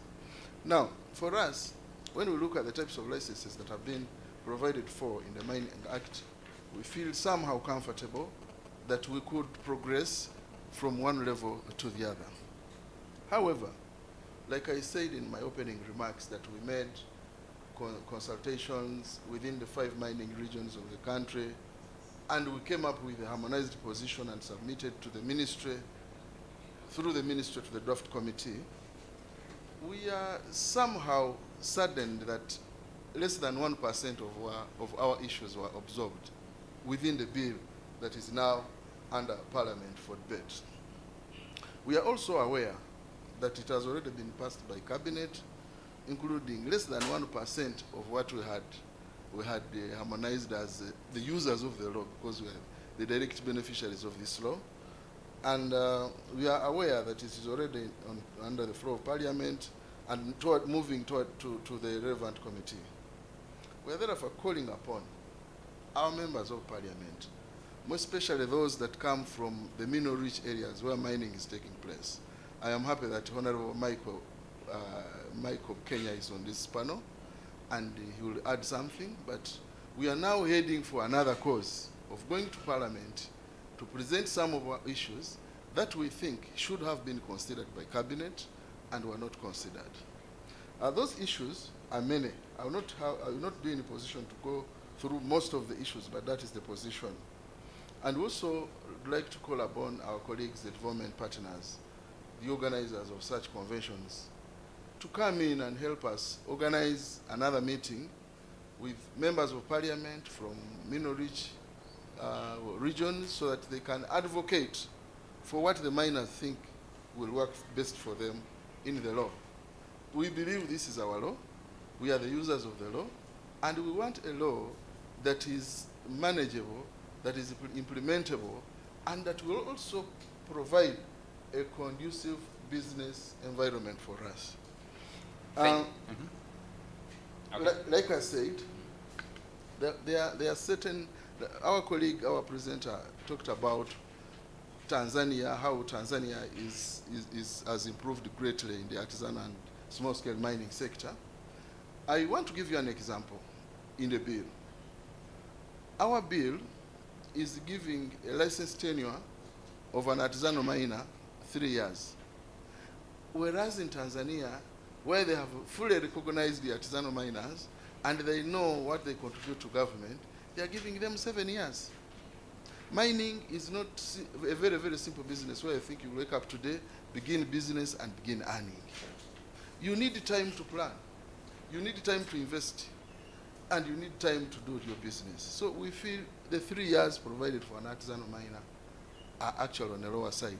And we're saying, we were facilitated at one point by government and went to Tanzania for benchmarking, and we realized that an artisanal miner in Tanzania is given 7 years tenure of his license, and a small-scale miner is given over 12 years.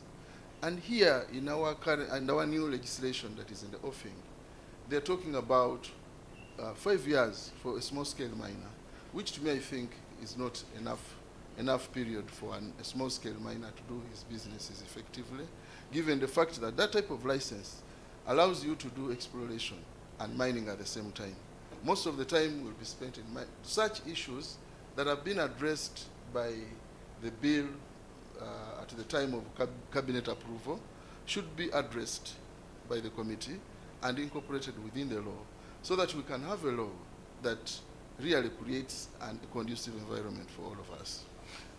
I want to give you a case in point about the royalties that are given in forms of taxes, the royalties that we pay, the way the royalties are shared, The law is suggesting percentages of 20%, and the 20% is shared among us to the local governments and the lower local governments and the registered landowners. And we feel this is too small for it should be at least put on a higher side, because we're getting challenges with lower local governments and local governments. They are looking at mining as an activity that almost does not benefit them, because the royalties are very, very, very low, and getting them is also a nightmare for the Ministry of Energy. So you're suggesting there's nothing for the unregistered landowner?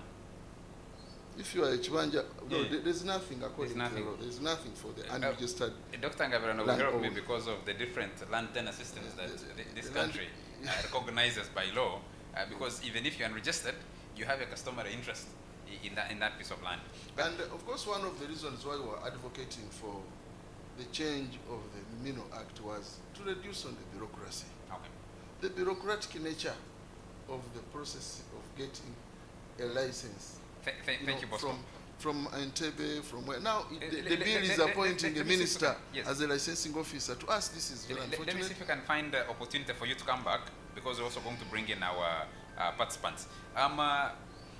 Honourable Dr. Bukenya, I did not leave you out on purpose. I planned how to bring you in, especially given what Mr. Butcher has just said.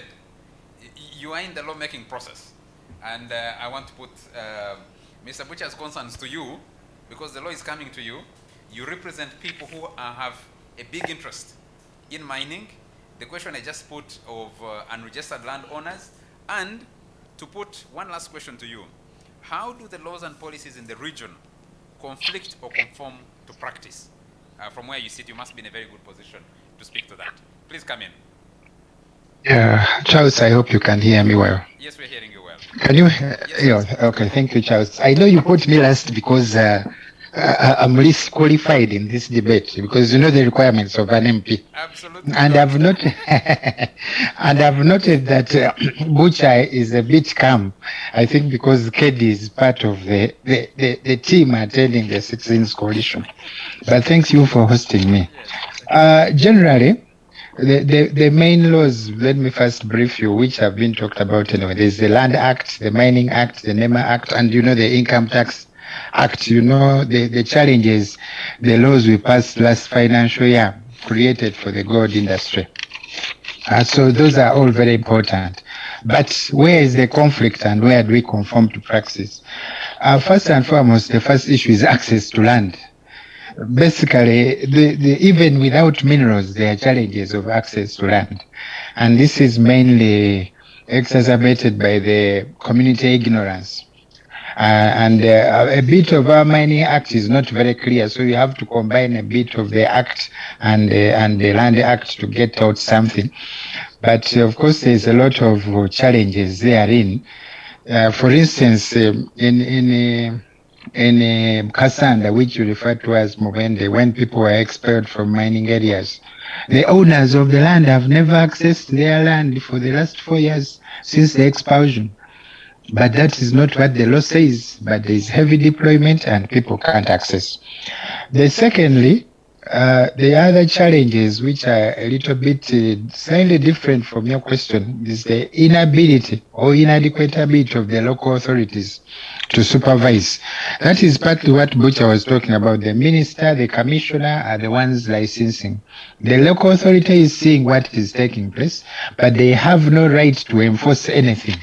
So that is a challenge. So what is being done is not what is agreed on up, basically because the local authorities are not involved there. The third thing is environmental degradation. You know, the Mining Act talks a little bit about the environment. The NEMA Act talks a lot about the environment. But there is nothing that is being done to reduce. Okay, there are some efforts to reduce the pollution, the degradation, to ensure safety and also to reduce on the hazards.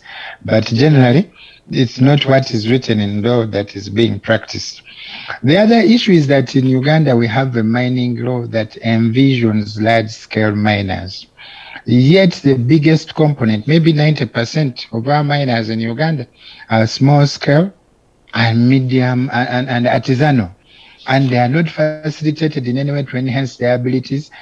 And I think Kedi talked about the law that is being formulated, but basing on the law which we have now of 2003, which envisions a large-scale miner, the butchers of this world are not captured. It's a policy that talks about them a little bit, and everything that is being done to them at the moment is stopgap because they are not mentioned anywhere in the law because they are not recognized.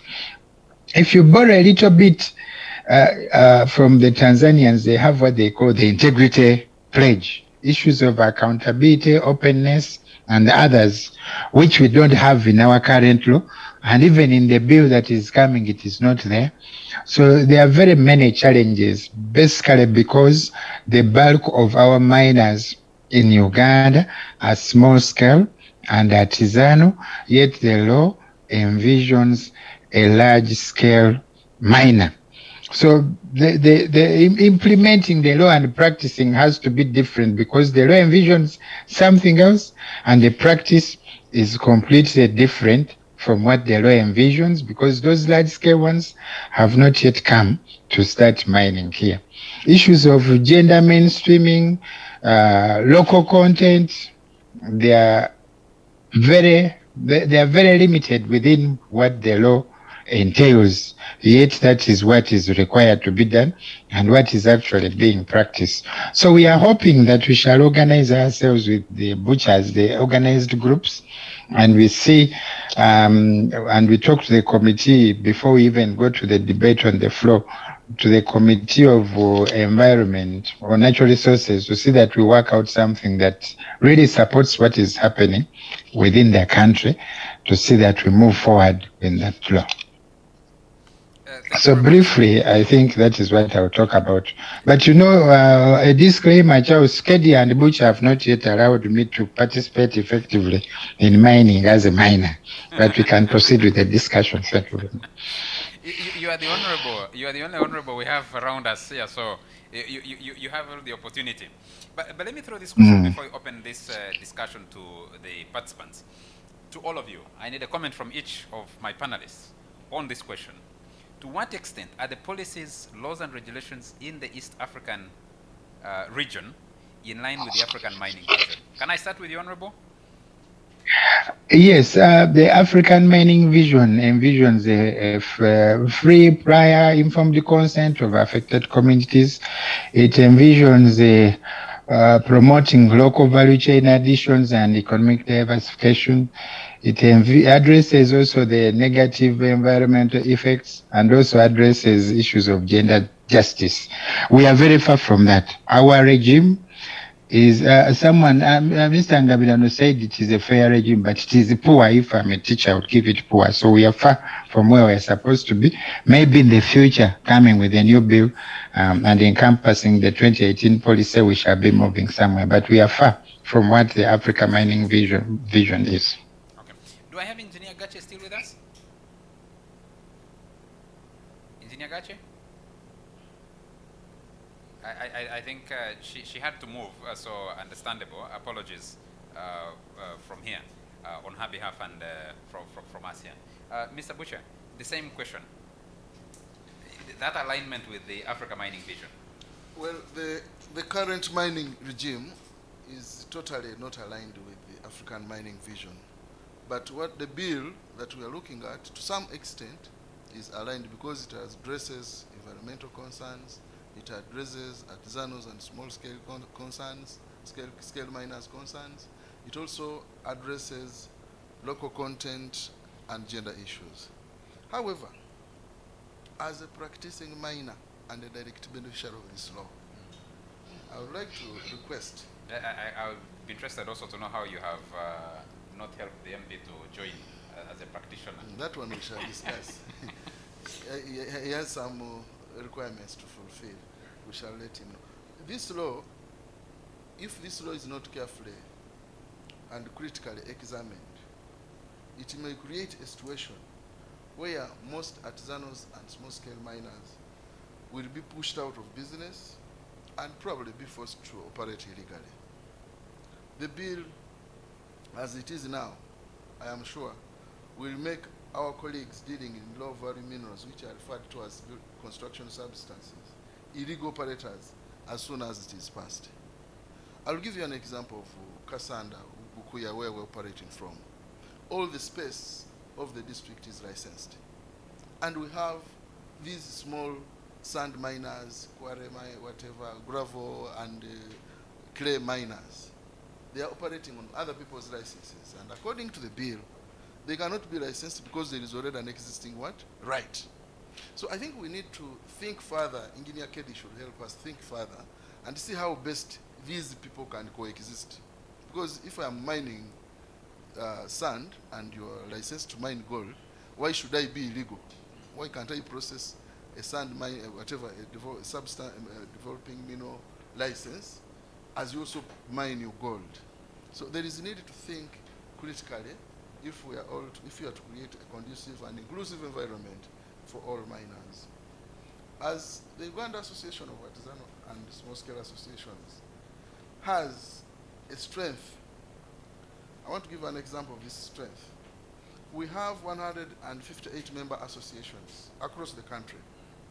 And out of the 100, those are the ones that are dealing with gold alone. It is estimated that 15,400 members countrywide are gold miners and registered with UGASM. And after the registration, the biometric registration we are talking about with Mr. Kedi, we expect the number to raise up to over 150,000 miners, gold miners across the country. Now, the issue of transparency, traceability, and accountability of the minerals has not been properly addressed in the mining bill that is under debate.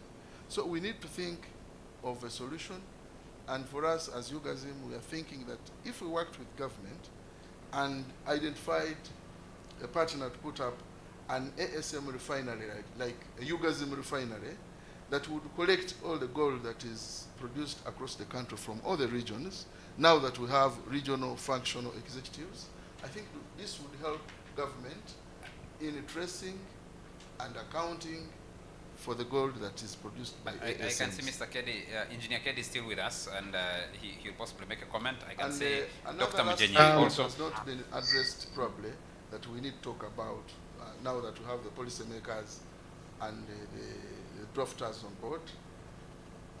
The artisanals and small-scale miners find it difficult to access financing to foster their businesses. Okay. Financing is a big challenge. I don't know how it is going to be done, but Mr. we need to work with government so that we can have a law that can allow government to guarantee miners who have established mineable and I think I can deposits. confirm that Mr. Butcher has experienced the moment to make the case for the team he leads. Yes? Charles. Yes. Charles. Yes, please. Yes, there should be a policy to support the small scale and artisanal miners because they constitute 90% of the industry. I am with the Butcher on that one.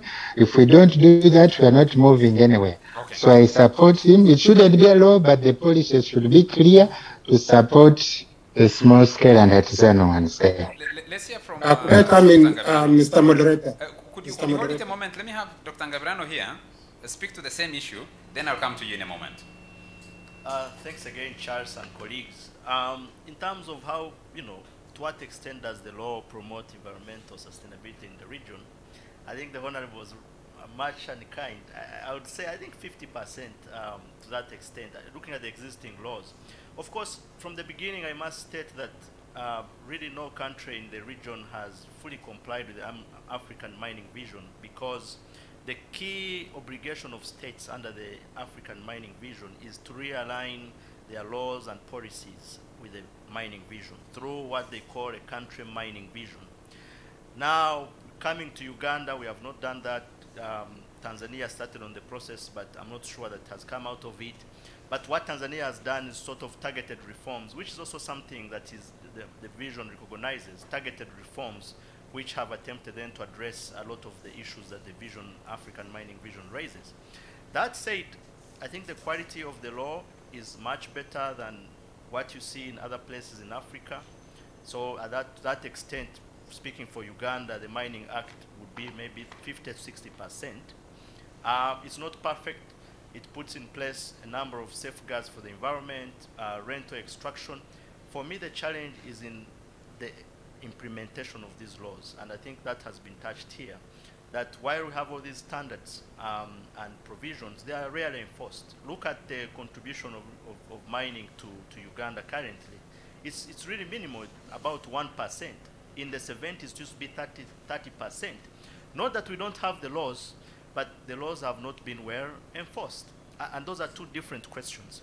However, in the Mining and Minerals Bill of 2019, Uganda has a chance to realign, fully realign its existing laws with the African mining vision to ensure sustainability in all ways, to ensure environmental protection, but among others to ensure that they get a better value from their minerals. That said, the bill could be improved.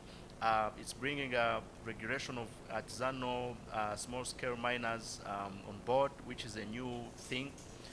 It could do better with the issues that have been raised by the practitioners, but it's a good starting point. I would put it at about 70%. Certainly there's room for improvement.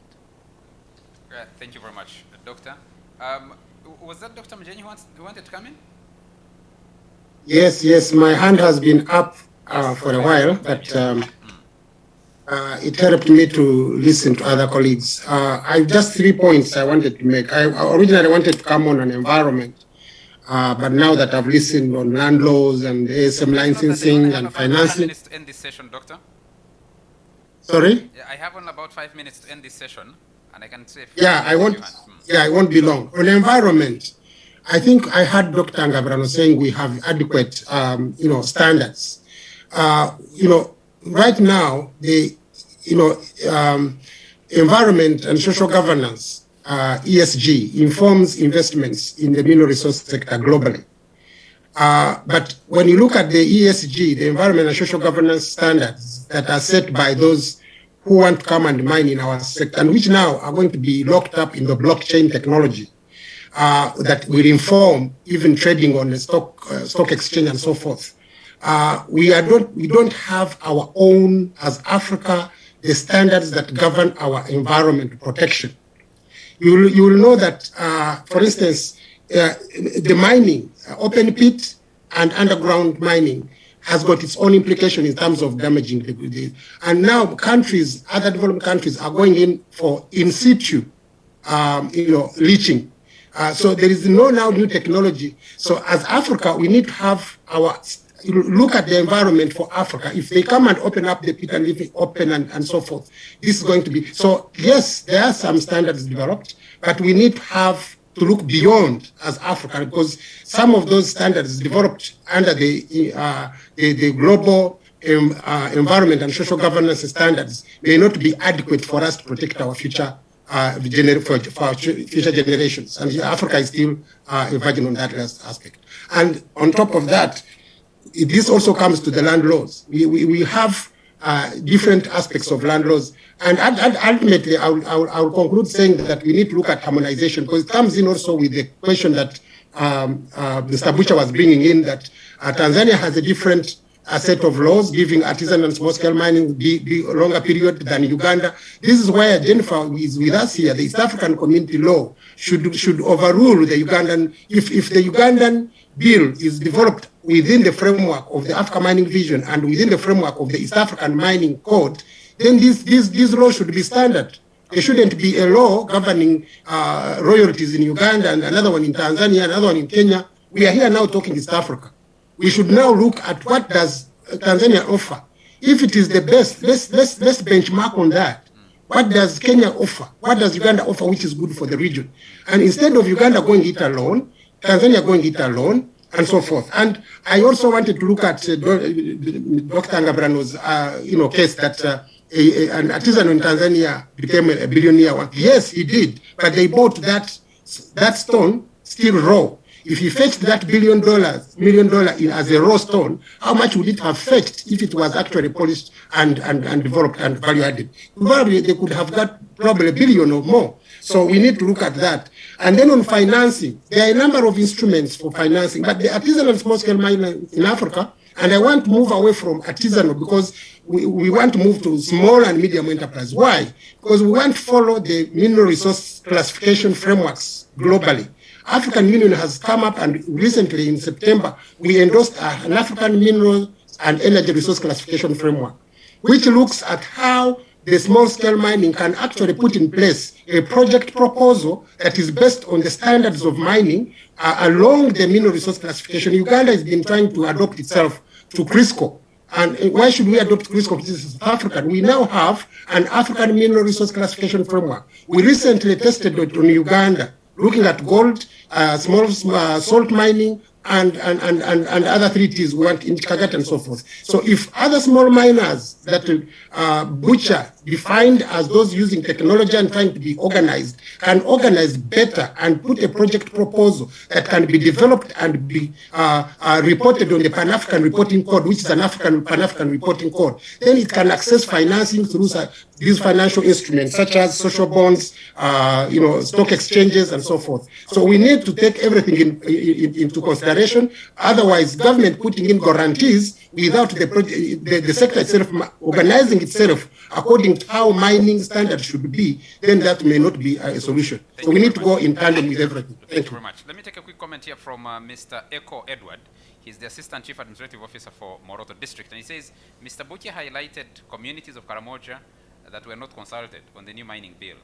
I want to defer and inform all that the communities were well represented in major consultations towards the new mining bill 2019 by our CSO. Notably, the ECO, the GRA, to mention but a few. What should be emphasized is the aspect of ASSM of Karamoja getting formalized by accessing location licenses. However, we thank the Global Rights Alert and all the CSOs for convening this convention. This is Eko Edward, Principal Assistant Secretary, Moroto, and the Chairperson, Moroto District Mineral Watch Platform. Then I have a comment from somebody who is anonymous, who says, wanted the minister to answer. So, Commissioner Kedi, how has the government of Uganda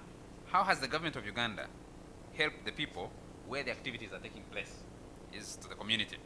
And then Oriema Edson, I said Oriema Edson, I'll read your question, but I will defer it to my colleague who is already here. We're transitioning to the next panel.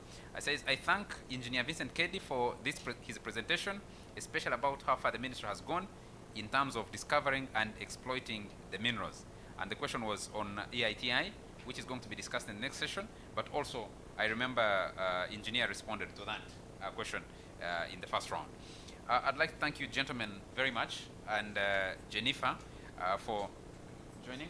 I'm afraid, Mr. Butcher, we don't have time to do that because Irene is already here to take us to the next session, to the next panel. I'd like to thank you very much for your contribution, both for the opening and the panel we just had. Dr. Ngabinano, thank you very much. Mr. Butcher, thank you very much. Honourable, thank you very much. Honourable Bukenya, thank you very much for your contribution, and of course, I hope we'll be able to pass this our appreciation to Jennifer. To our participants, some and the people who are speaking to us, we can continue to respond to the comments that are coming through on the online chat. Vincent was doing that already. We can continue to discuss with that. Join me now to welcome, to lead the next panel. Irene, you're most welcome to take us to the next level. Thank you.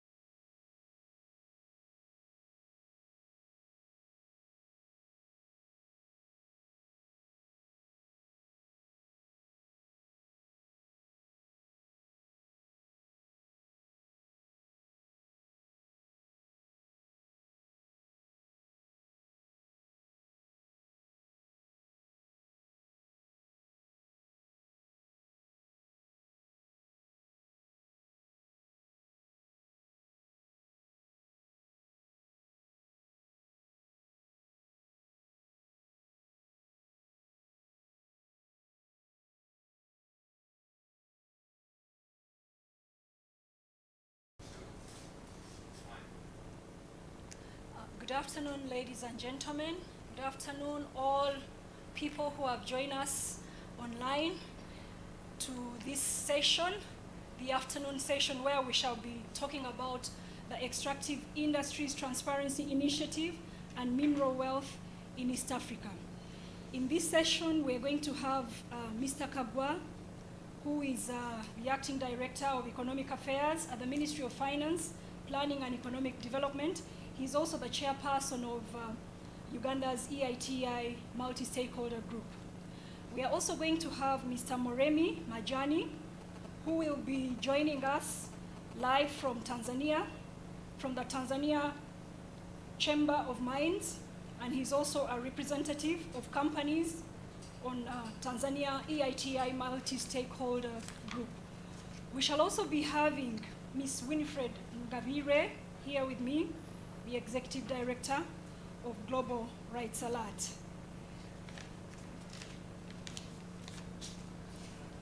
Mr. Moses Kagwa, are you there?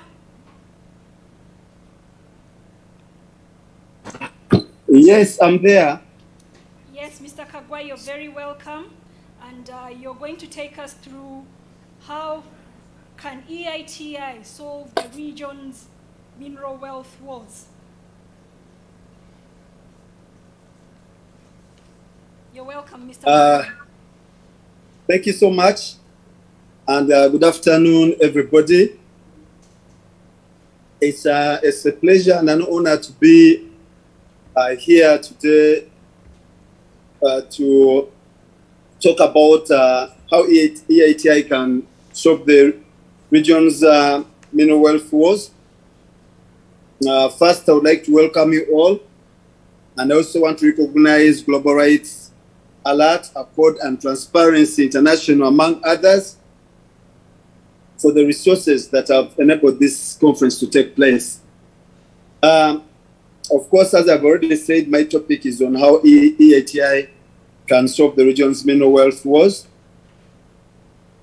Before I do this, I need to tell you that, of course, we have abundance of mineral resources in Uganda, but this does not always translate into economic growth and development.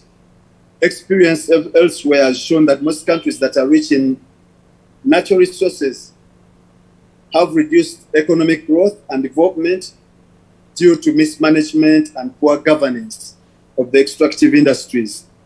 In fact, if not planned, the wealth and revenue derived from the mineral resources can adversely affect economies. In some instances, we've seen that the non-extractive economy is ignored and as a consequence declines. We have seen countries that used to be sufficient in food and now are net importers of food. Of course, in other instances, there is conflict and corruption, and this is what we usually refer to as the resource curse. Of course, Uganda is endowed with a number of natural resources. In 2016, we discovered commercial reserves of oil resources.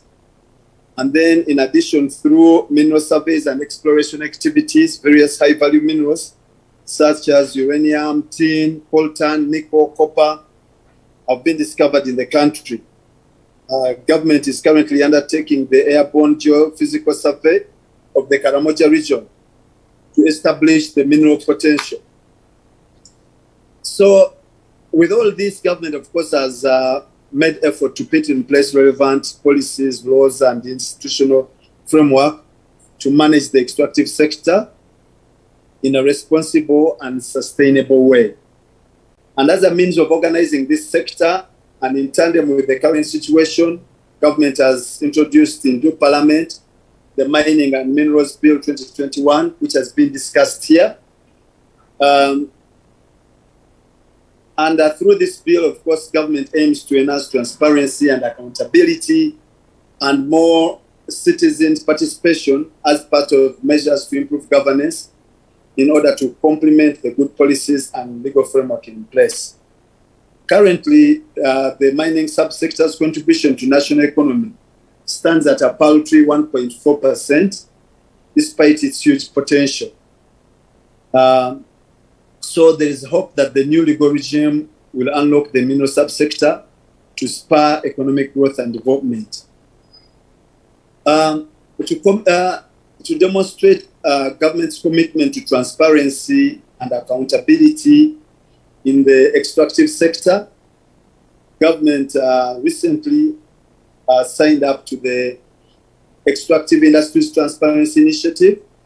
This is a global standard aimed to promote open and accountable management of oil, gas, and mineral sectors.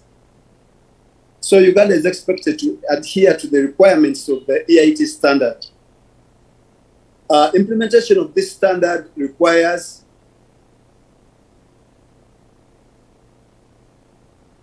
Thank you.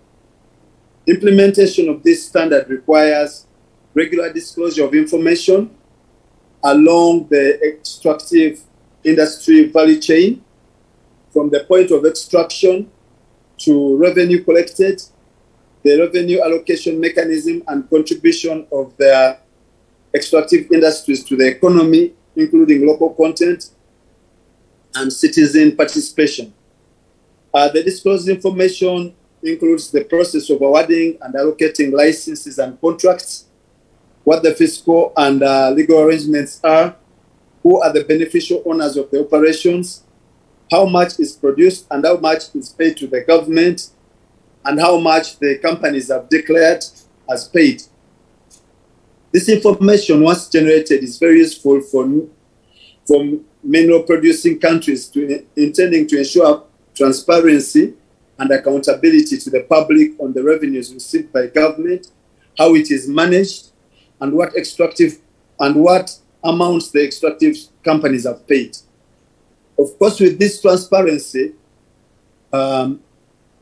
it helps bring in local and foreign investments into the sector, because ethical companies want to deal with ethical governments. So once they see that everything you are doing is open and transparent, then that is good for investments. They know that the rules are clear in the sector and how they're going to play with the rules. They also know that the public is watching, and they will question how much the companies have paid, and how much government is also declaring. So in this way, there will be a promotion of transparency. The EITI has priorities related to mining, and in our implementation process, the EITI is overseen by the multi-stakeholder group, which is comprised of representatives of government, civil society, and the private sector. This arrangement is intended to facilitate coordination between government institutions and also to foster cooperation with civil society and the private sector for the purposes of improving the policy formulation process, and also critically for purposes of accountability.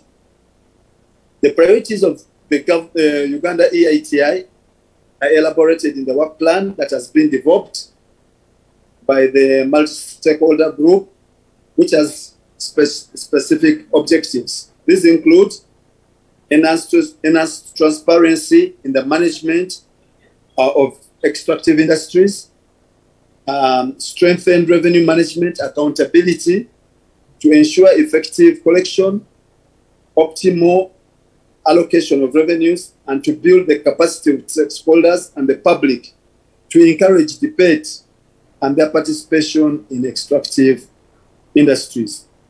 So what are the key issues in this sector? We know that being a part of the EITI is not an end in itself. It's not a magic bullet.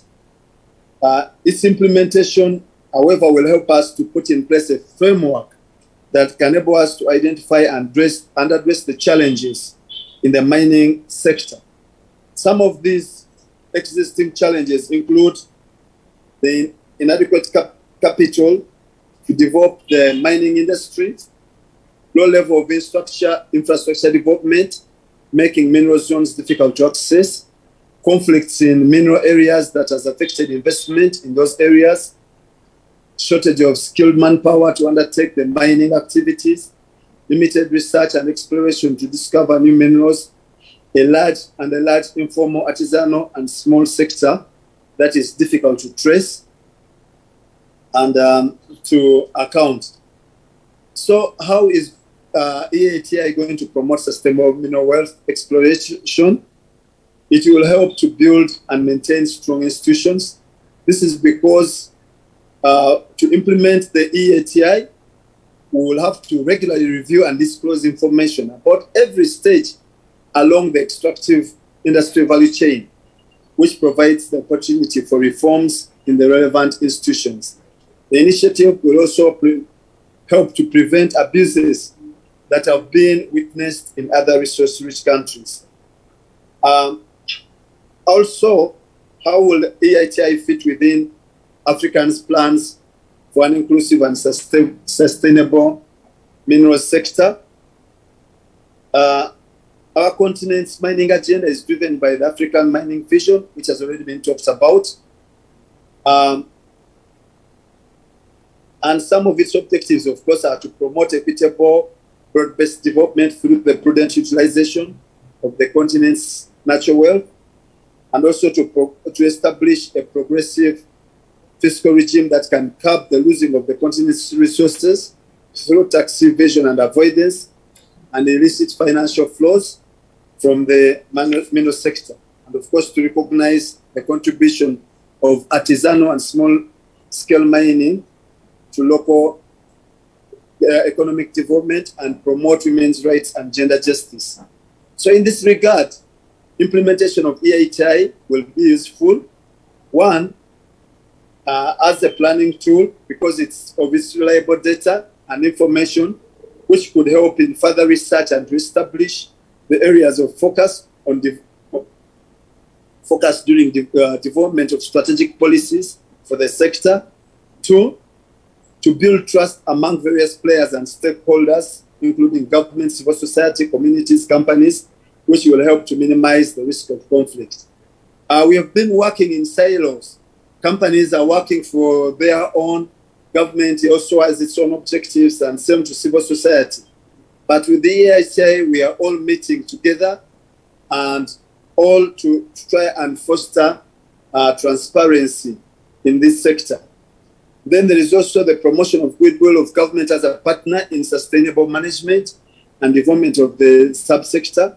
Four, it's our hope that EITI will address challenges related to the informal and small-scale artisanal miners, because they'll have to be registered and also make sure that they get the licenses, and they will be told on how they should account. So if well managed, of course, the potential of the artisan miners is great and can contribute significantly towards the country's GDP. And there will be credibility earned by the country from the EITI, which will attract more investment into the government extractive industries. And of course, EITI will help government manage public expectations and minimize the issue of misinformation in the public. The ESC community, of course, is committed to the African mining vision, and we are making significant progress and the necessary reforms aimed at improving accountability and managing of the mineral sector and other extractive industries. This is, of course, a very good step in the achievement of an inclusive and sustainable mineral sector. And these same principles are the cornerstone of EITI, which Uganda is committed to. So for the region to achieve the objectives of Africa Mining Vision, countries need to promote the ideals of transparency and accountability in their mining sectors.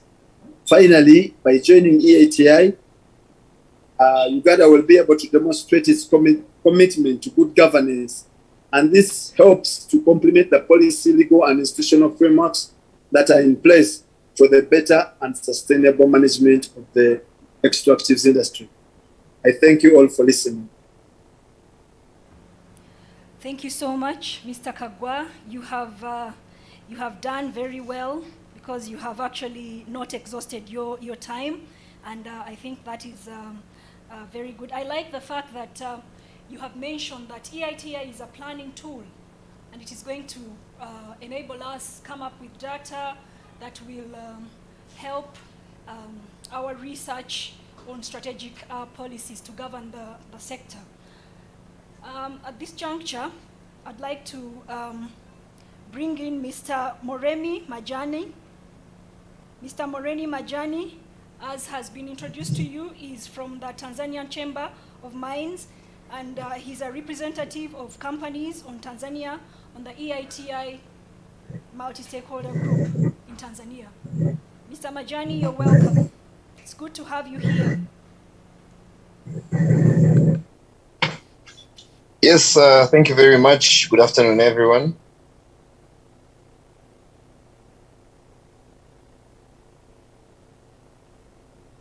Hello, Gio, because otherwise I'll be having problems in reaching me.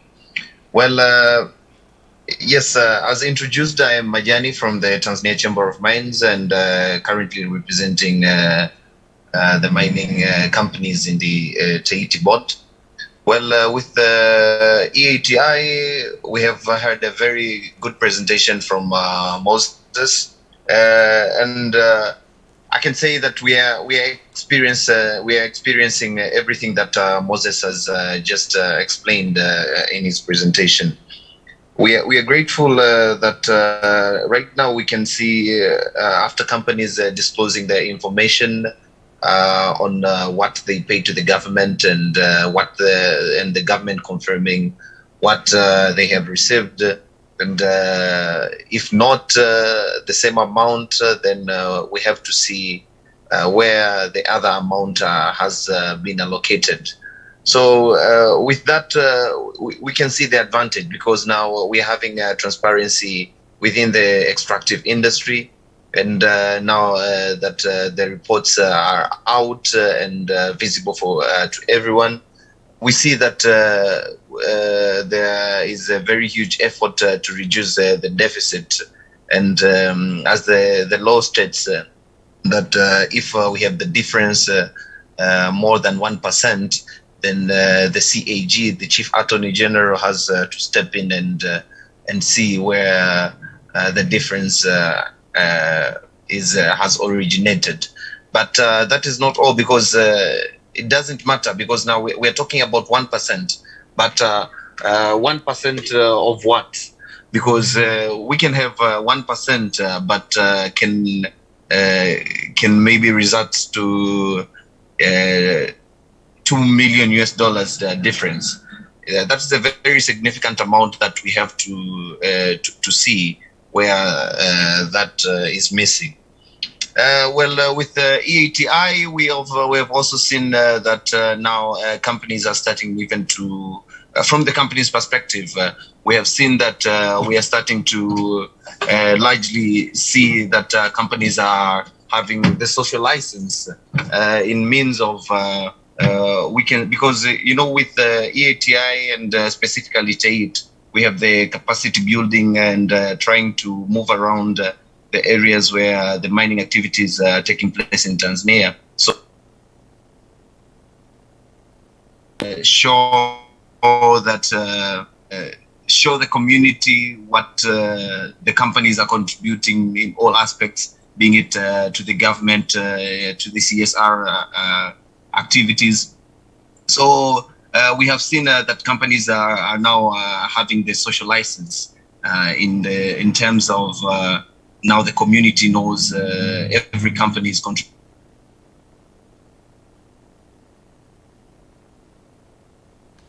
Mr. Majani, we've lost you.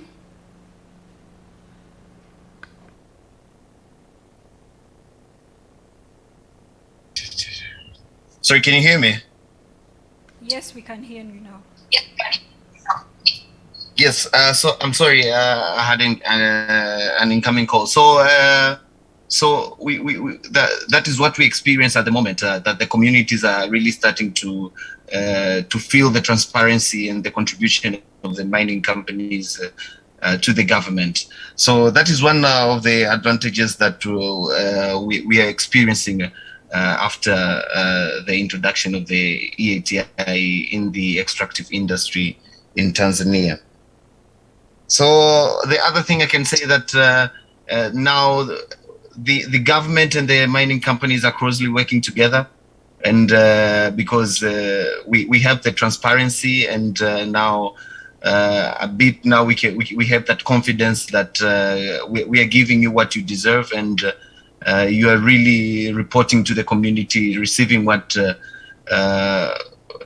exact amount from the mining companies. So now the mining companies are more confident that the government, sometimes due to political reasons, they cannot misinform the public, and that could be a problem to companies in the extractive sector.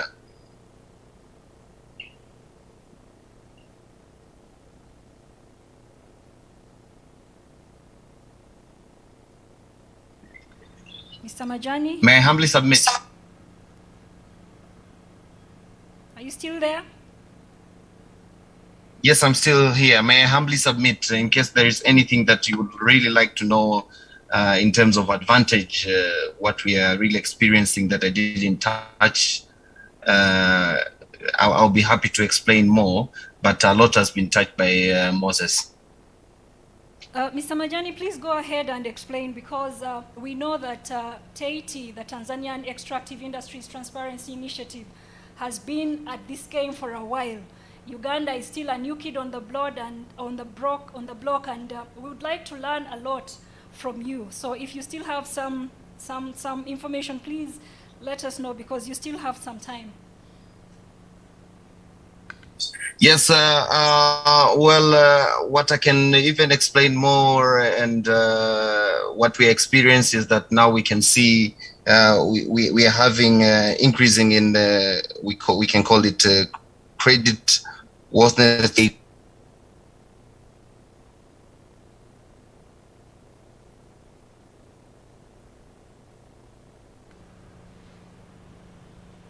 Hello, you're on.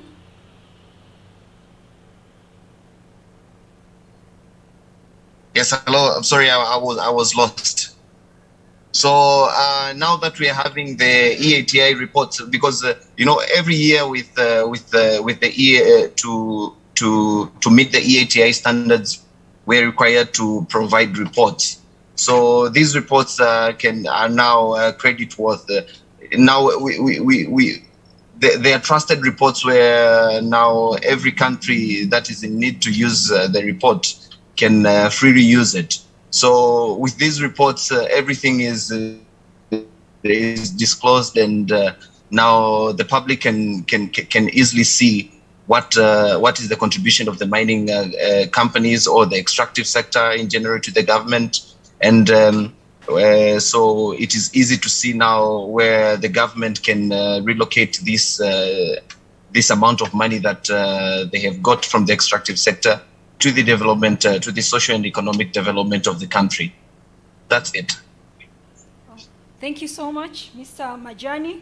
And it's very good to hear that the communities are fully participating in the reports. I hope that even access to these reports is as easy as they are participating, because it's one thing having the reports, but it's another thing having them accessible to each and every one. Thank you so much.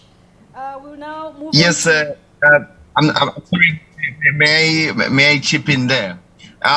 With the report, because you are right that it is one thing having the report, and it is another thing accessing the reports. So we also have some standards in after having the reports, because after preparing the reports, then you will need to take the report to the public. Yesterday we had an official launch of the 11th report, so it has to be public.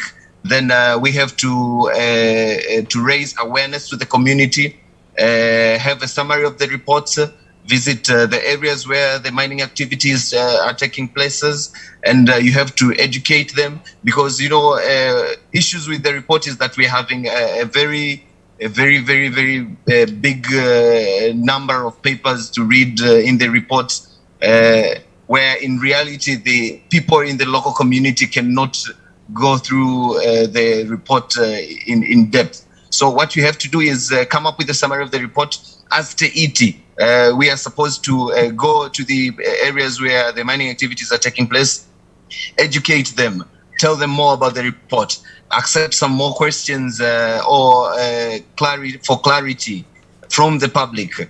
So that means that you will highly involve the local governing authorities, and even larger authorities, even the larger authorities than the locals. So it is one thing having the report, but you are required to raise awareness of the report to the public through the media, through meetings with the local government leadership and stuff like that. So you are right. Well, thank you so much, Mr. Majani. I think being a new kid on the block, we have a lot to learn from you guys in Tanzania, and we shall be networking and ensuring that we can learn a lot of lessons from you people. At this juncture, I'd like to ask Winnie. Winnie is the Executive Director of Global Rights Alert, and she's also a member of the multi-stakeholder group, a representative of a multi-stakeholder group of the EITI in Uganda. So Winnie, please take it up from there. Thank you. Thank you, Irene. Thank you, Moses and Mr. Kagwa and Mr. Majani for the presentation. And I just want to probably first say that EITI, the Extractive Industries Transparency Initiative, is a global standard that Uganda has committed to implement, just like Mr. Kagwa said, and that this standard should help Ugandans and other implementing countries to discuss and understand what resources countries have, who is investing in extracting these resources, how much money are they bringing into the country and or in the sector, and what is that money doing? So when we are looking at EITI, we should be mindful that that is what we want to look at. How much gold do we have? How much oil do we have? Who is our investor? Where do they come from? What are they bringing to the table? How much are they paying, and why are they paying that amount? And then eventually, what they have paid, has it helped to transform lives of Ugandans, for example? Is it helping to transform lives of Tanzanians that have been implementing EITI?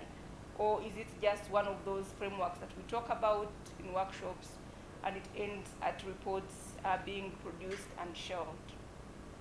So both the Chamber of Mines in Tanzania and their chairperson for Uganda's MSG have talked about openness and transparency that come with the EITI practice.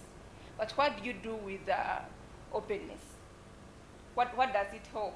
Because you can be open and say, this is what we are doing. And then the question is, so what? You can produce all these reports, and Uganda is going to produce its first report. But the question is, so what? What is that value that EITI has added? We have reports always from the Auditor General's office. We see IGG mentioning corruption. We see the procurement body mentioning procurement that has not gone wrong, has not gone well, and that's what EITI also will be looking at. But if we do not have the commitment to bring out the change that the chairman has read in the objectives, if we don't have the will, the political will to implement that recommendation that EITI is telling us to do, then we are wasting time. However, we also have to note that there are very many good things, as they have indicated, that come with implementing EITI. The social license, the openness of the space, that now civil society can sit with companies and can sit with government and discuss these issues about Uganda's extractives, about Uganda's minerals, and understand how they can help to shape our economic prospects. We also, from the civil society perspective, really come from a point where we know that civic space is closing up. It is shrinking. For the last couple of years in Uganda, we see NGOs and other civic groups having difficulties to operate freely in the space that we are.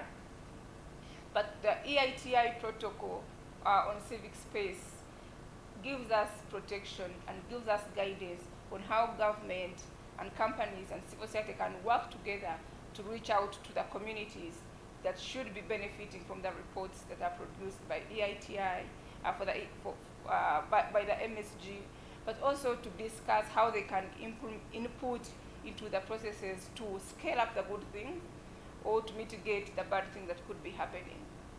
So from civil society, we appreciate that EITI gives us the civil society protocol, but we also challenge the stakeholders to understand and internalize and provide the space that we need to be able to operate and reach out to the citizens who should be benefiting and inputting in that process.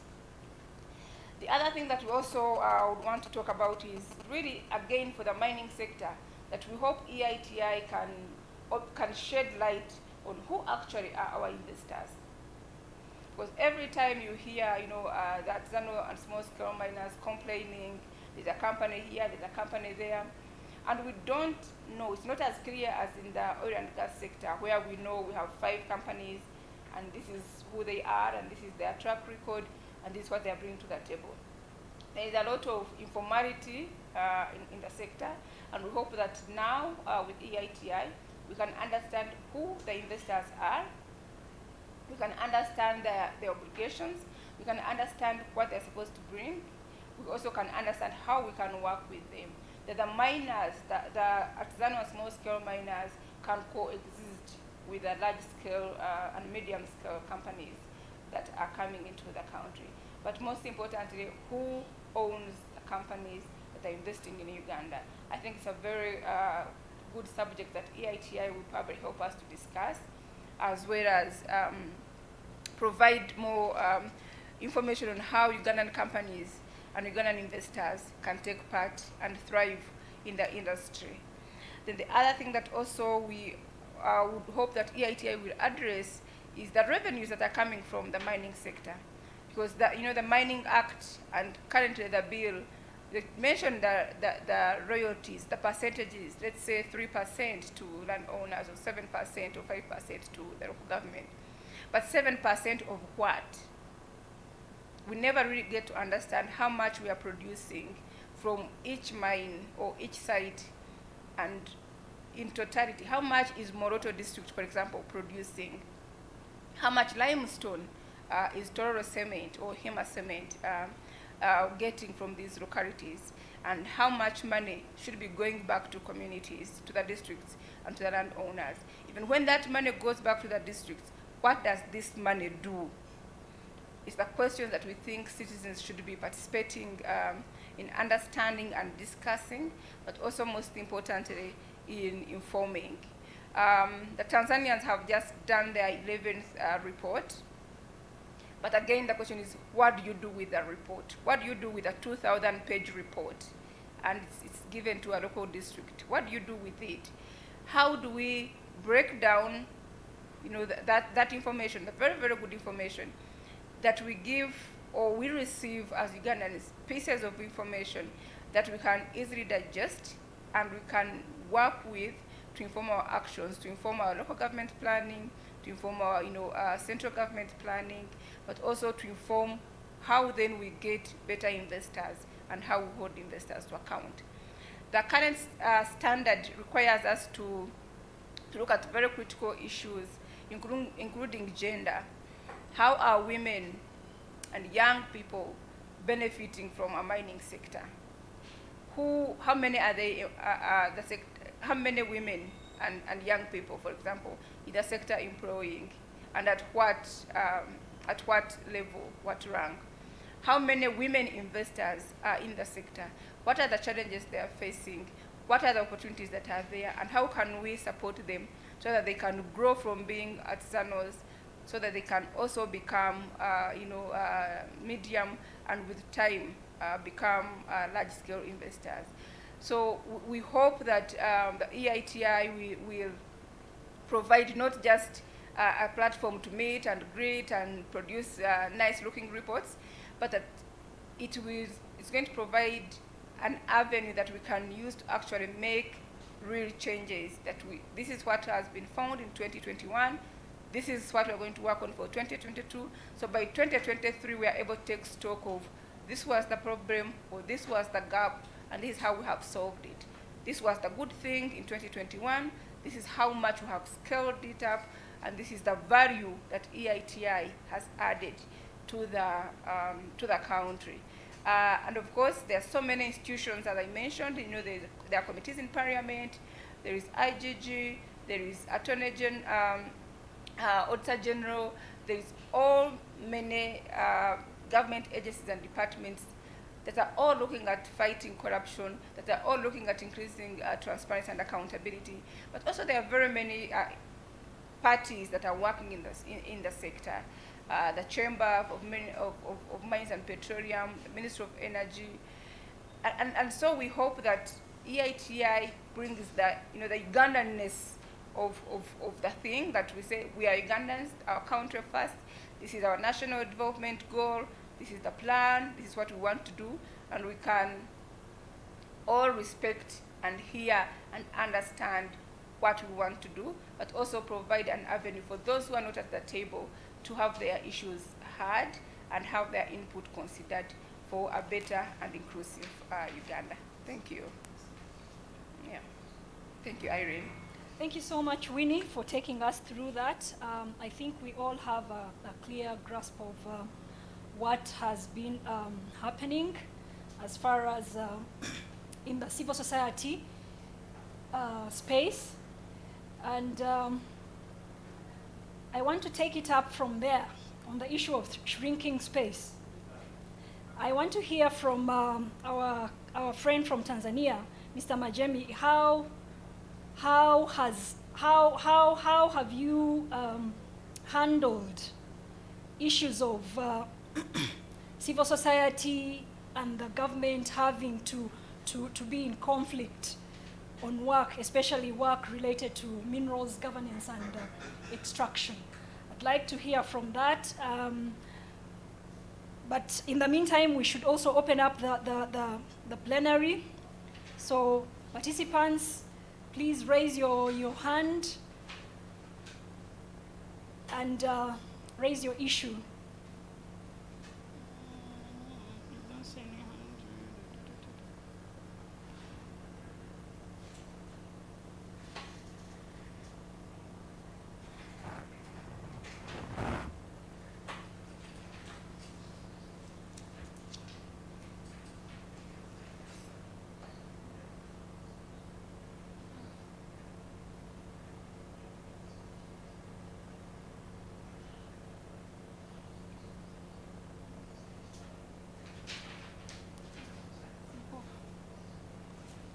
Any comments from our viewers?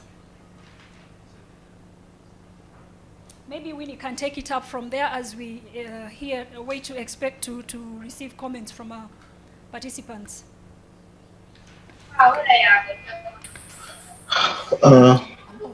Hello, Chair. Hello? Yes, hello. Yes, please, we can hear you. Okay, thank you.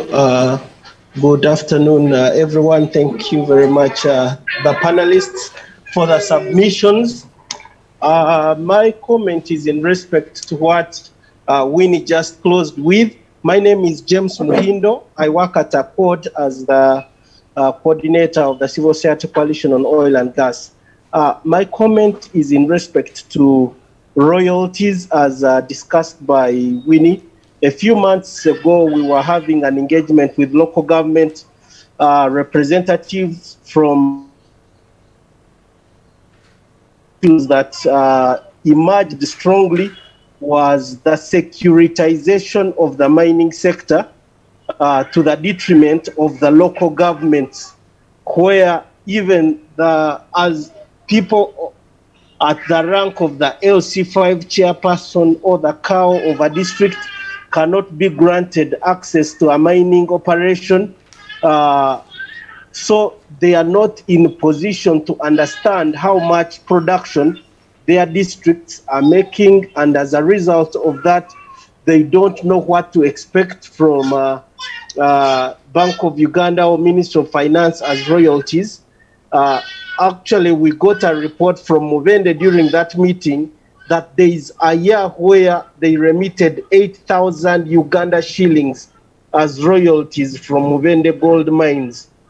So with such reports coming through, I think the point Winnie said needs to be emphasized, the need for transparency and accountability to trickle this transparency down and cascade it to the local government level so that the local government is able to use this information to demand for the rightful royalties. Otherwise, we shall remain with them on paper, but little change is being made in terms of the impact of the revenues that that are generated from mining in given districts.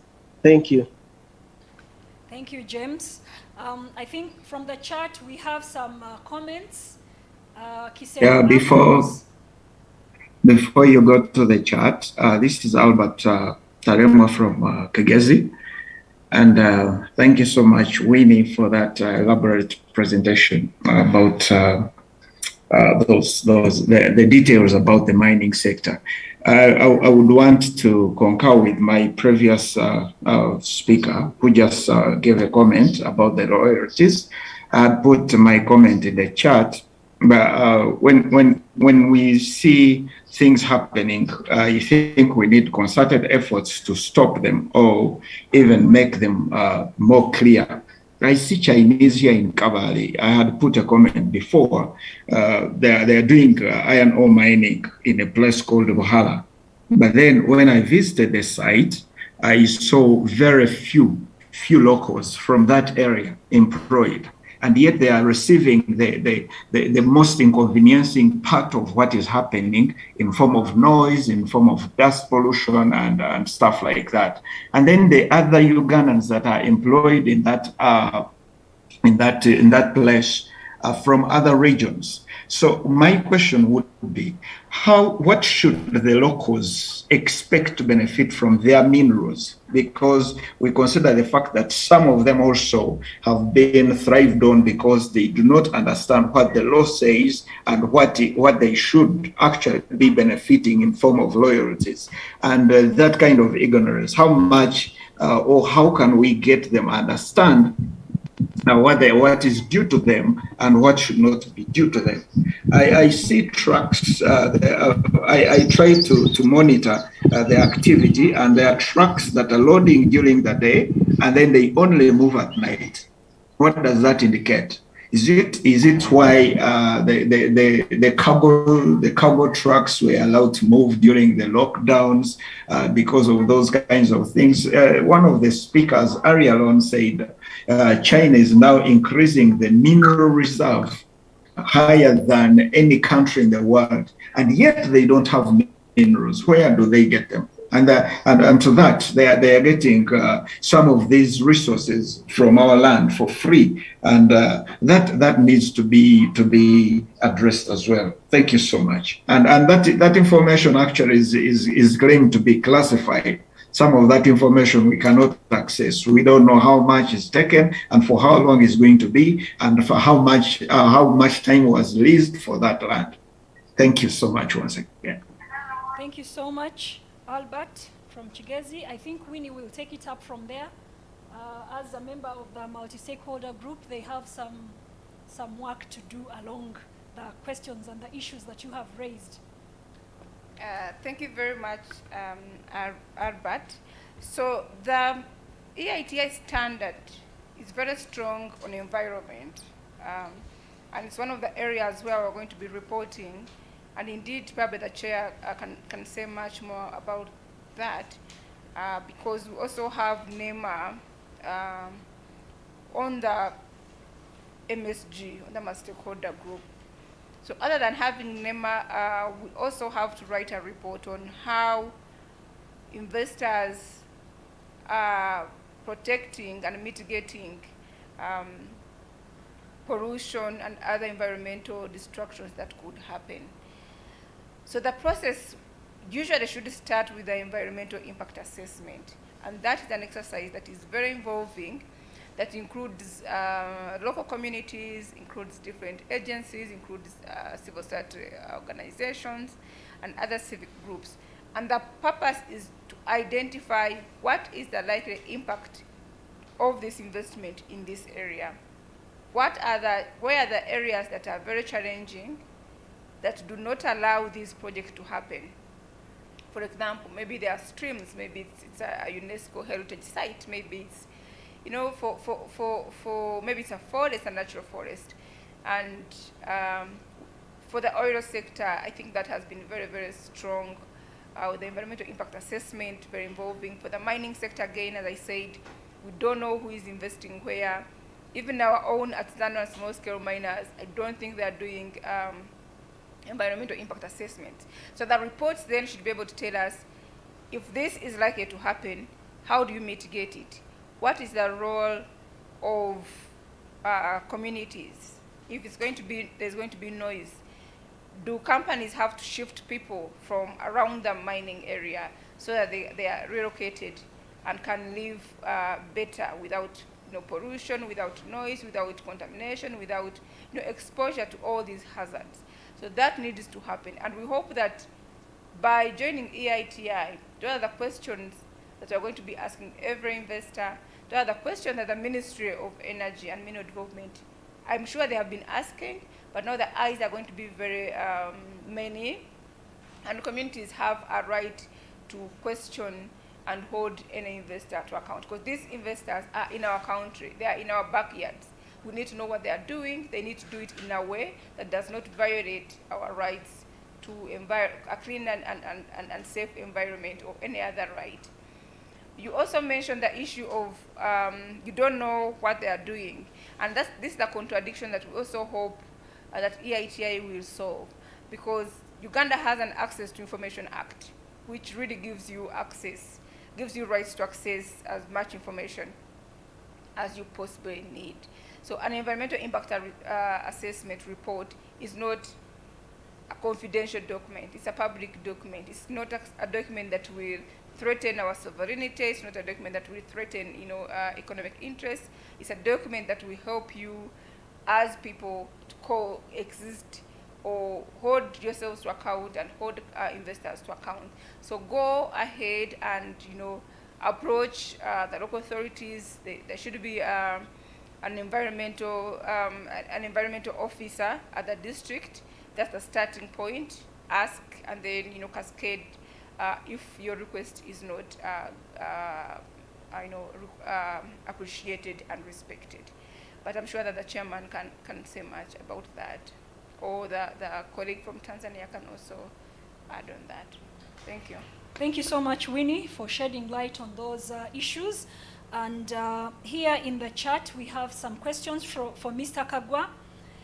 Mr. Kagwa, Asaba Harrison would like to know whether there are any penalties in case a country fails to comply with all these standards, because you have mentioned that the EITI standard requires disclosure of information right from the point of extraction along the whole value chain. So if any company does not comply with the standards, what are some of the penalties? The other question here in the chat for you, Mr. Kagwa, is from Atura Brenda. It says the ministry only looks at bigger minerals but forget the other minerals like sand and stone. These are also revenue sources. Mr. Kagwa, over to you. Thank you very much. I thought I'd answered the first question. I think it was, and on the chat, I said that if you belong to a club like the Eiti, you are attractive. Everybody wants to deal business with you because you are an honest broker.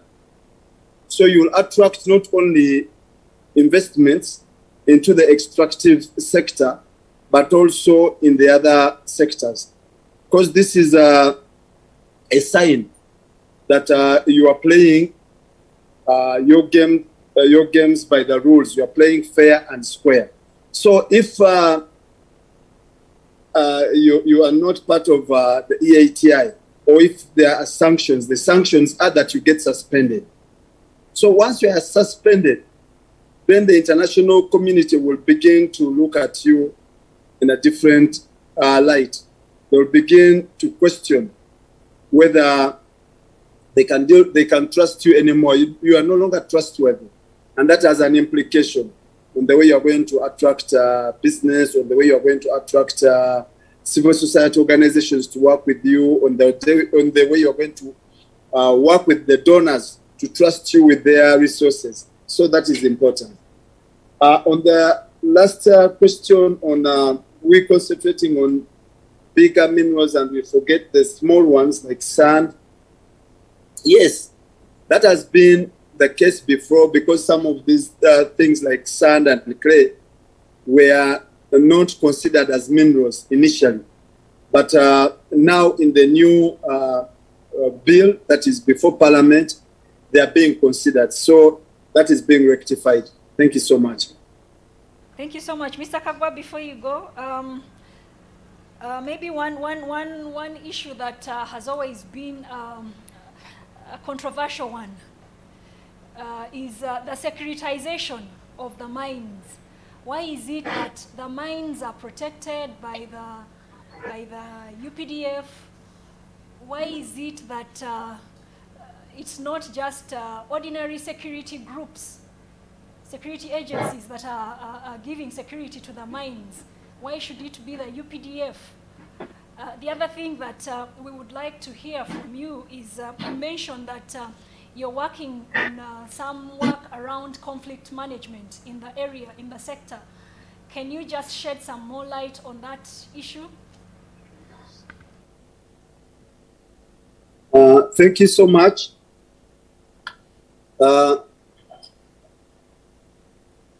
We've had a lot of issues in the mining sector. One, the way licenses have been issued. Some people have had licenses which they are not using.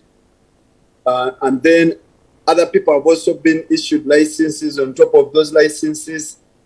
Then we have had the artisanal miners who have been in these areas and they're not moving, I think, because they've been getting money. So there's been a conflict between these different groups.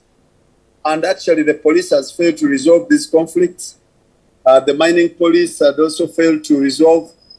The RDCs had all come in, taking, in fact, sometimes they would think that the security organization had been taking sides. So to avoid loss of limb and life, government deemed it fit to bring in a non-partisan, impartial organization to come and put the sector in order. And that is for that. But actually, it's not everywhere. It's in some areas where this has been because of the conflicts that have been there. And despite even court orders that have been issued and people are trying to be evicted, they have resisted with having police to guard them and other security personnel. So this thing of the UPDF was just a shortcut measure to try and protect our property and lives. On conflict Mr. Kagwa, do you think that Eiti will help to discuss this issue, this particular issue? Now that we Eiti, yes, because Eiti is all about transparency. In this, to ensure that that like the multi-stakeholder group has effective oversight.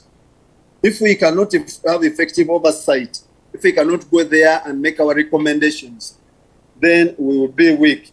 So I think that is a very, very powerful one.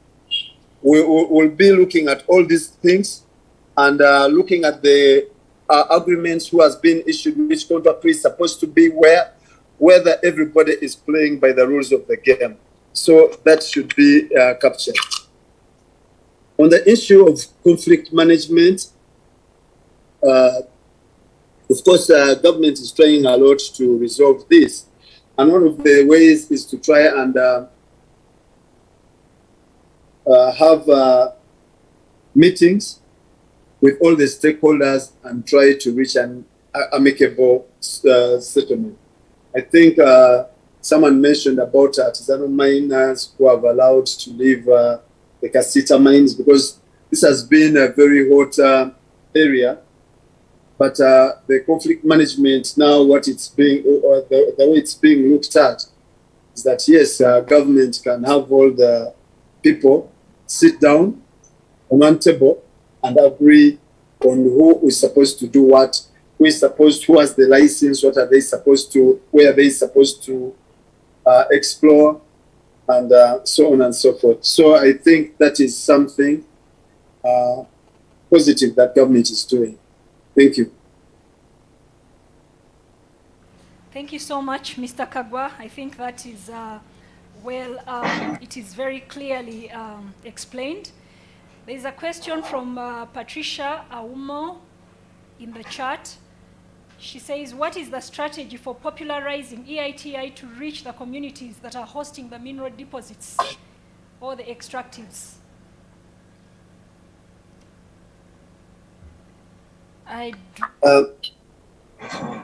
That's for Winnie.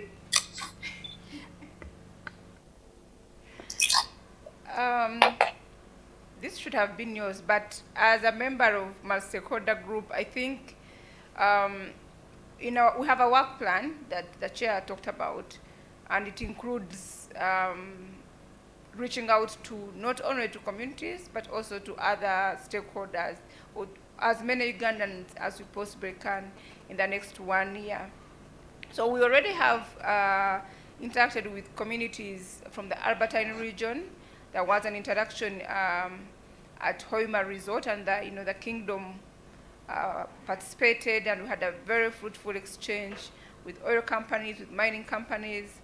And then we have also had another engagement in Mubende with Kasanda and Mubende and the neighboring districts that are doing mining, but also not necessarily those that are doing mining only, but also including others, because oil or minerals are a country's resource. So the work plan is clear. At the national level, there has been several engagements on EITI, what is it about, what we expect, what role each one can play. And we would definitely, if it was not for COVID, would have reached out to many groups physically. But meetings such as this convention on mining is also a platform that we use. I know that the Civil Society Coalition on Oil and Gas and Accord, and our colleagues in civil society, ECO, WASEM, and Action Aid and Transparency have done a lot of work on mining and talking about EITI and speaking on the work plan and how people can engage. So the plans are there in the work plan, in the MSG, the multi-stakeholder group, which oversees EITI implementation. So we'll be reaching out to many Ugandans, physically or virtually, depending on the circumstances. The website should be up and running so that even if you're not reached physically, you can log on and check. There's the EITI Secretariat at the Ministry of Finance, which the staff are available on call or email, and they can give you as much information as possible.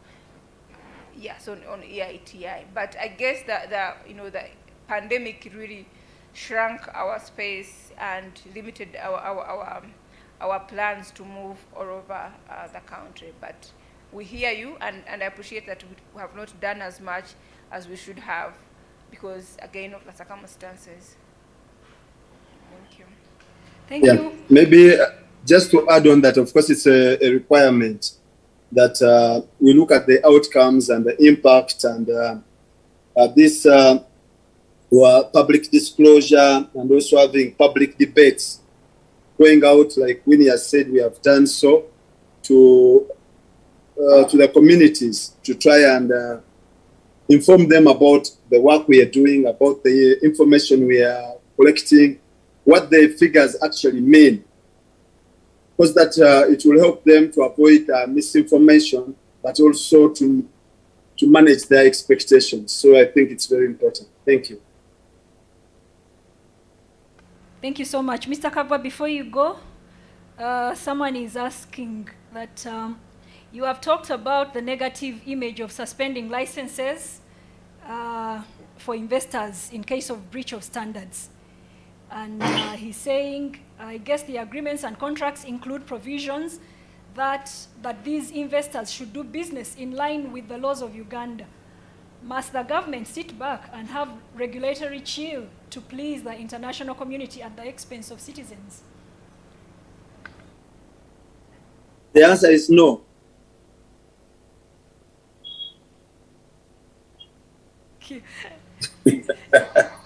Have I been too brief?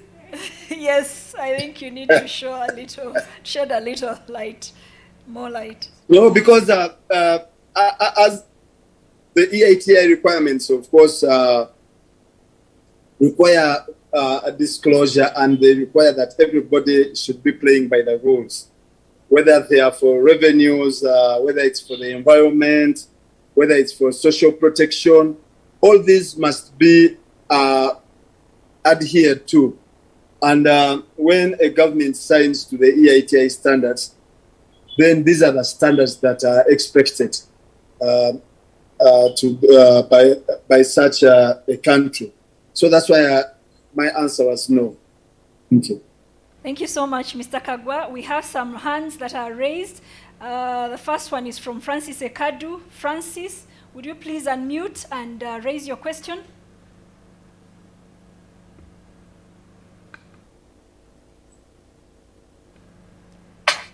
Francis Ekadu, please unmute and raise your question. If you're not ready, then Akelo or Wamugasa Edward. Akelo has run away. Wamugasa Edward.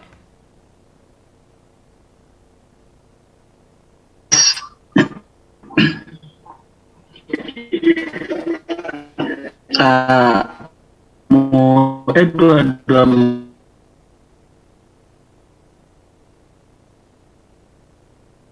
we can't hear you, Edward.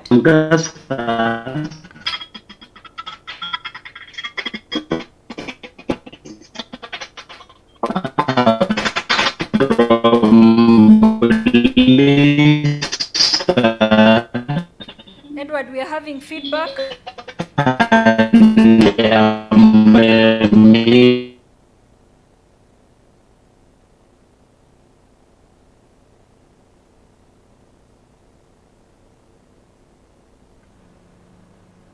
Francis Ekadu, can we hear from you? Please unmute and raise your question. We are sorry we couldn't take Edward's question. We're having a lot of feedback.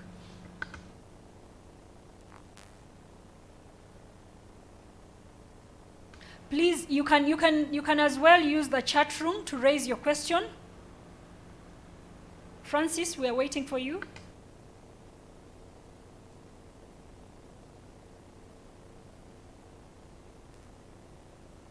Francis, are you there?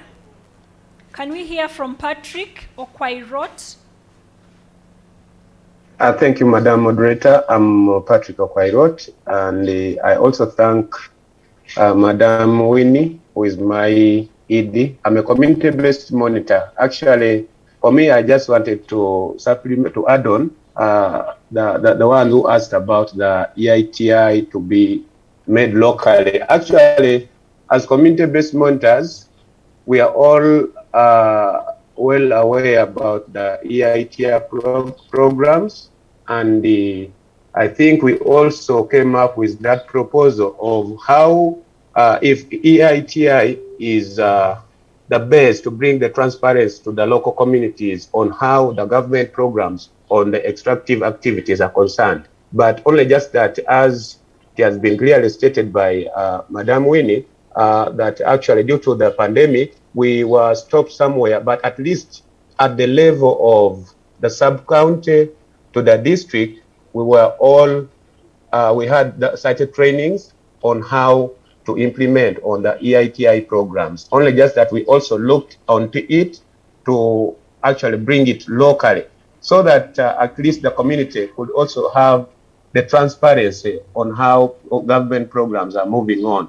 So we always seek for the multi-stakeholders to also do carrying on, implement, so that if we can get the resources, we as the community-based monitors, we can also organize our committees, but always we have been taking on to see we have also sensitized our local communities. However, for the first session, I had raised a question on actually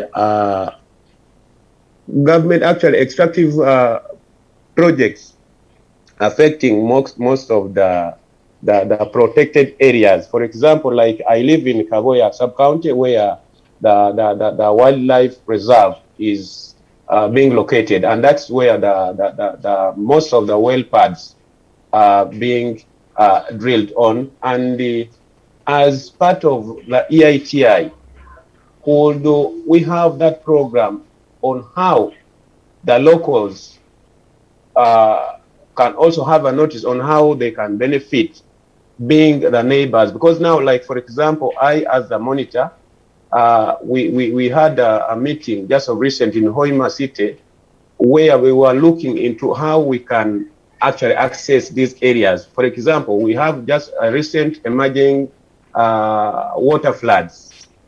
And then the community concern is just that how, if we have these well pads, how is its state now, since we have no such a access to reach those areas, and the government is quiet about it. We didn't know maybe some of those well pads are being affected or what.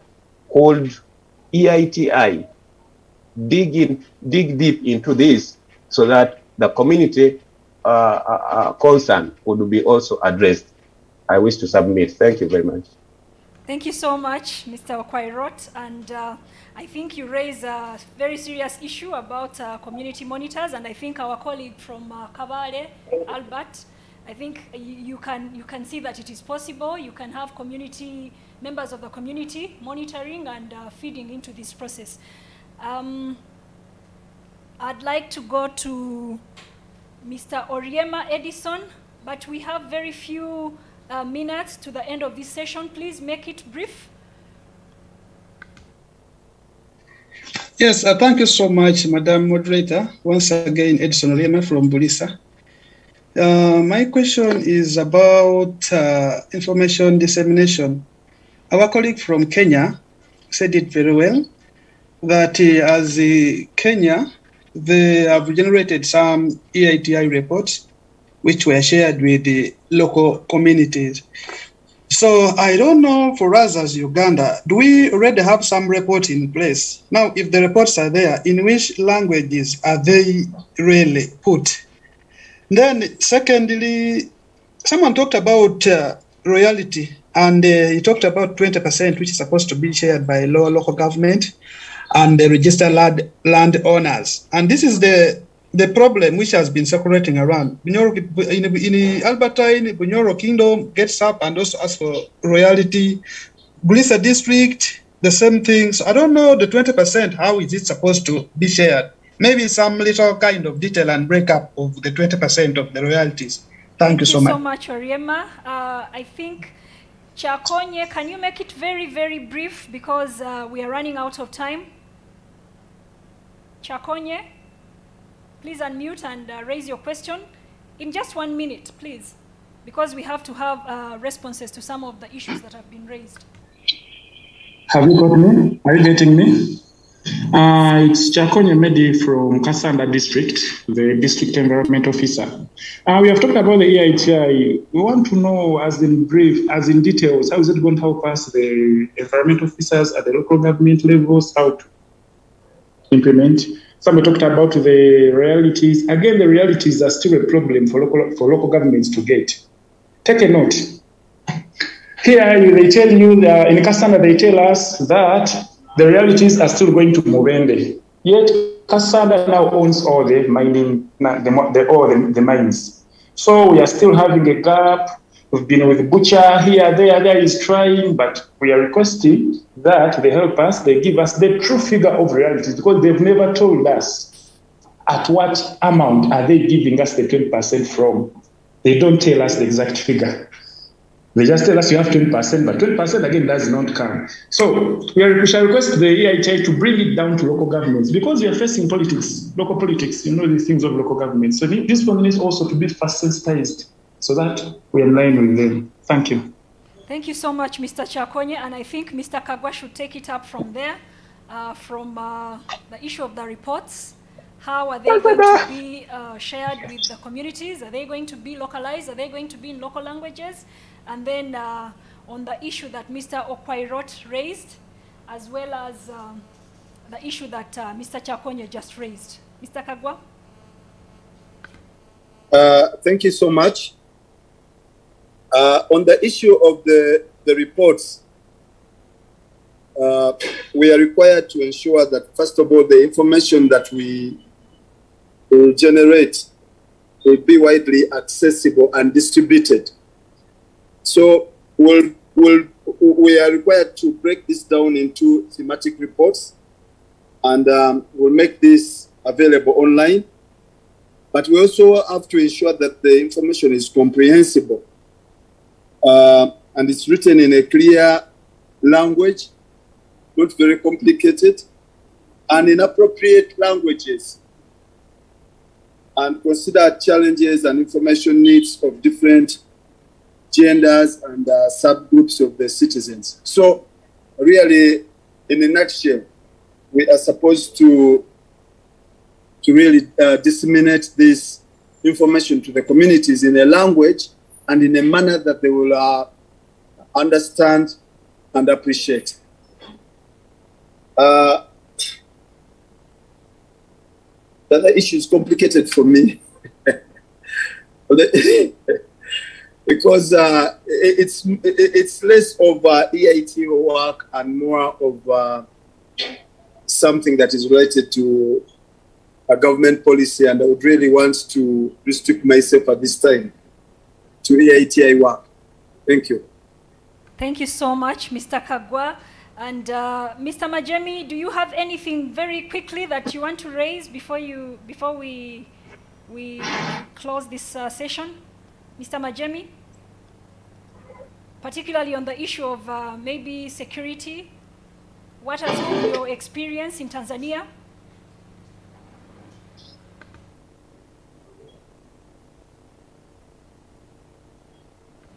Mr. Majemi, are you online?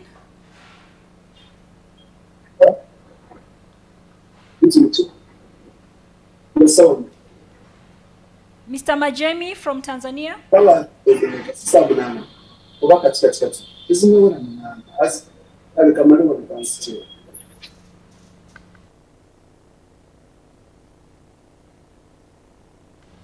Okay, I think Mr. Majemi is not online.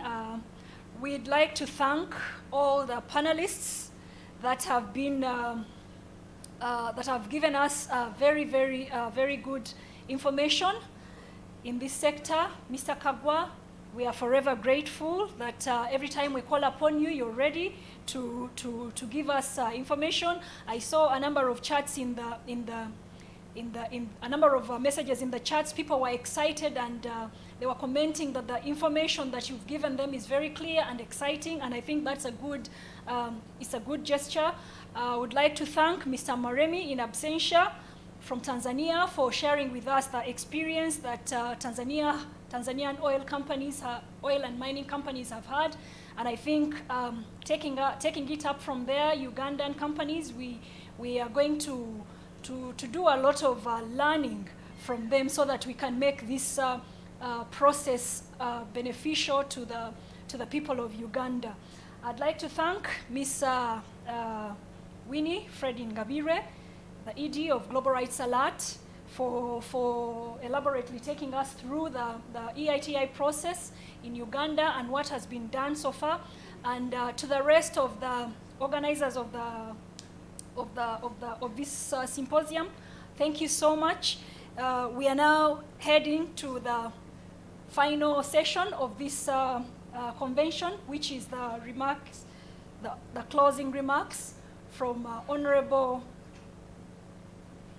Mwijuche, a Member of Parliament of Buhweju, a mining area, a very rich area in gold. Honourable Muhweju, are you online?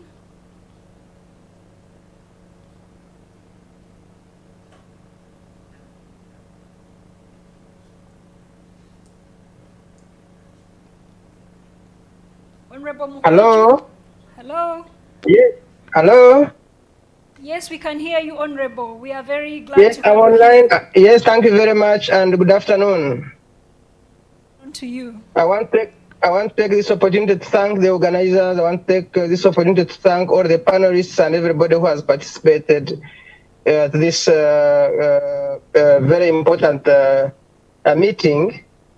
I'm sorry I was on and off because of many interactions, but I followed through. I come from an area that has gold and very many other minerals, and therefore I am best suited to not just speak for the citizens and the population, but also as a legislator. Sustainable mining has a lot to do with the involvement of all stakeholders in respect to the population, the local governments, we, the policy makers, but also the executive arm of government that does the regulation itself. So it's sustainable development, of course, is a lot to do with how social impact assessments are made, so that the population, the people from where this mining is taking place, don't suffer the effects of mining, so that what would have been good for the population, for the citizens, ends up becoming a curse or a disturbance, rather than people realizing that, yes, we are benefiting out of this mining. So I think as a person, as a leader, I am looking forward from the side of government here in Uganda. I'm looking forward to better laws on regulation of artisanal miners. This law has been, it has taken long to come from the executive, but wherever we are, different areas of this continent, where there are minerals, once we don't have better laws, once we don't have better regulation mechanisms, then at the end of the day, you have a population that is complaining rather than celebrating from the existence of a mineral in their own communities. We have had this not just in some parts of Uganda, but we have also had this in many parts of the continent, where you have talked, you hear that this is a diamond area, but when you go, you find that the people around those communities are really very poor amidst such riches. So I want to call upon various governments to appreciate that once there are minerals in these areas, whereas the minerals belong to government, but the citizens have a stake. The residents have a stake, and that's why you hear in Uganda, if you go to the oil region, you hear people say oil roads. You know, that means they appreciate that we are getting a road because we have oil here. In the past, you hear of the railway going to Kasese in the other part of the country of Uganda for copper. You know, so once even the minerals are no more, there is something to stay, something to talk about, because there was a mineral even when it was depleted.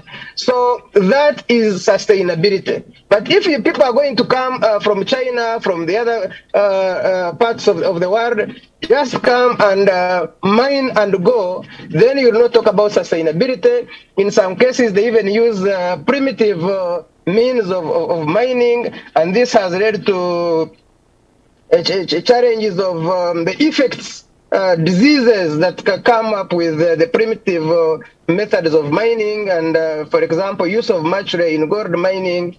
And for me, this we must really do away with immediately, so that the Ugandans or people in the East African region, even in the whole continent, in the world, appreciate the importance of these minerals that are God-given. Otherwise, I want to thank you, the organizers. I want to thank you, the panelists. I want to thank everybody who has participated towards this noble cause, because at the end of the day, the minerals are there not to just help people in government, but also to help everybody. It is not just localized where the mineral is. It is a national. It is national. It helps everybody, but it's also global, because we live in a global village. Once we fight poverty, once we grow our economies, then we live in a better place. Thank you very much, and I want to take this opportunity to close this conference and wish everybody a nice day. Thank you so much, Honourable. And we are very glad that you were able to log in and participate in this conference.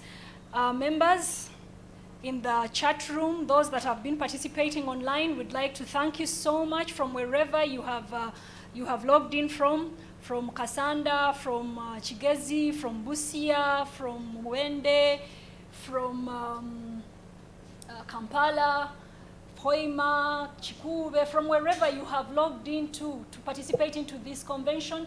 We'd like to say thank you so much for your participation. We'd like to thank the organizers, the Chamber of Mines, the Minerals Africa Development Institute, Haki Rasilimani from Tanzania, Ministry of Finance and Economic Development, Ministry of Energy and Minerals Development, Transparency International, Accord, and Global Rights Alert, who have also been our host for this convention. We'd like to say thank you so much to all the panelists, to all the presenters for the elaborate presentations that you have made and for the information that you have shared with us. Thank you so much.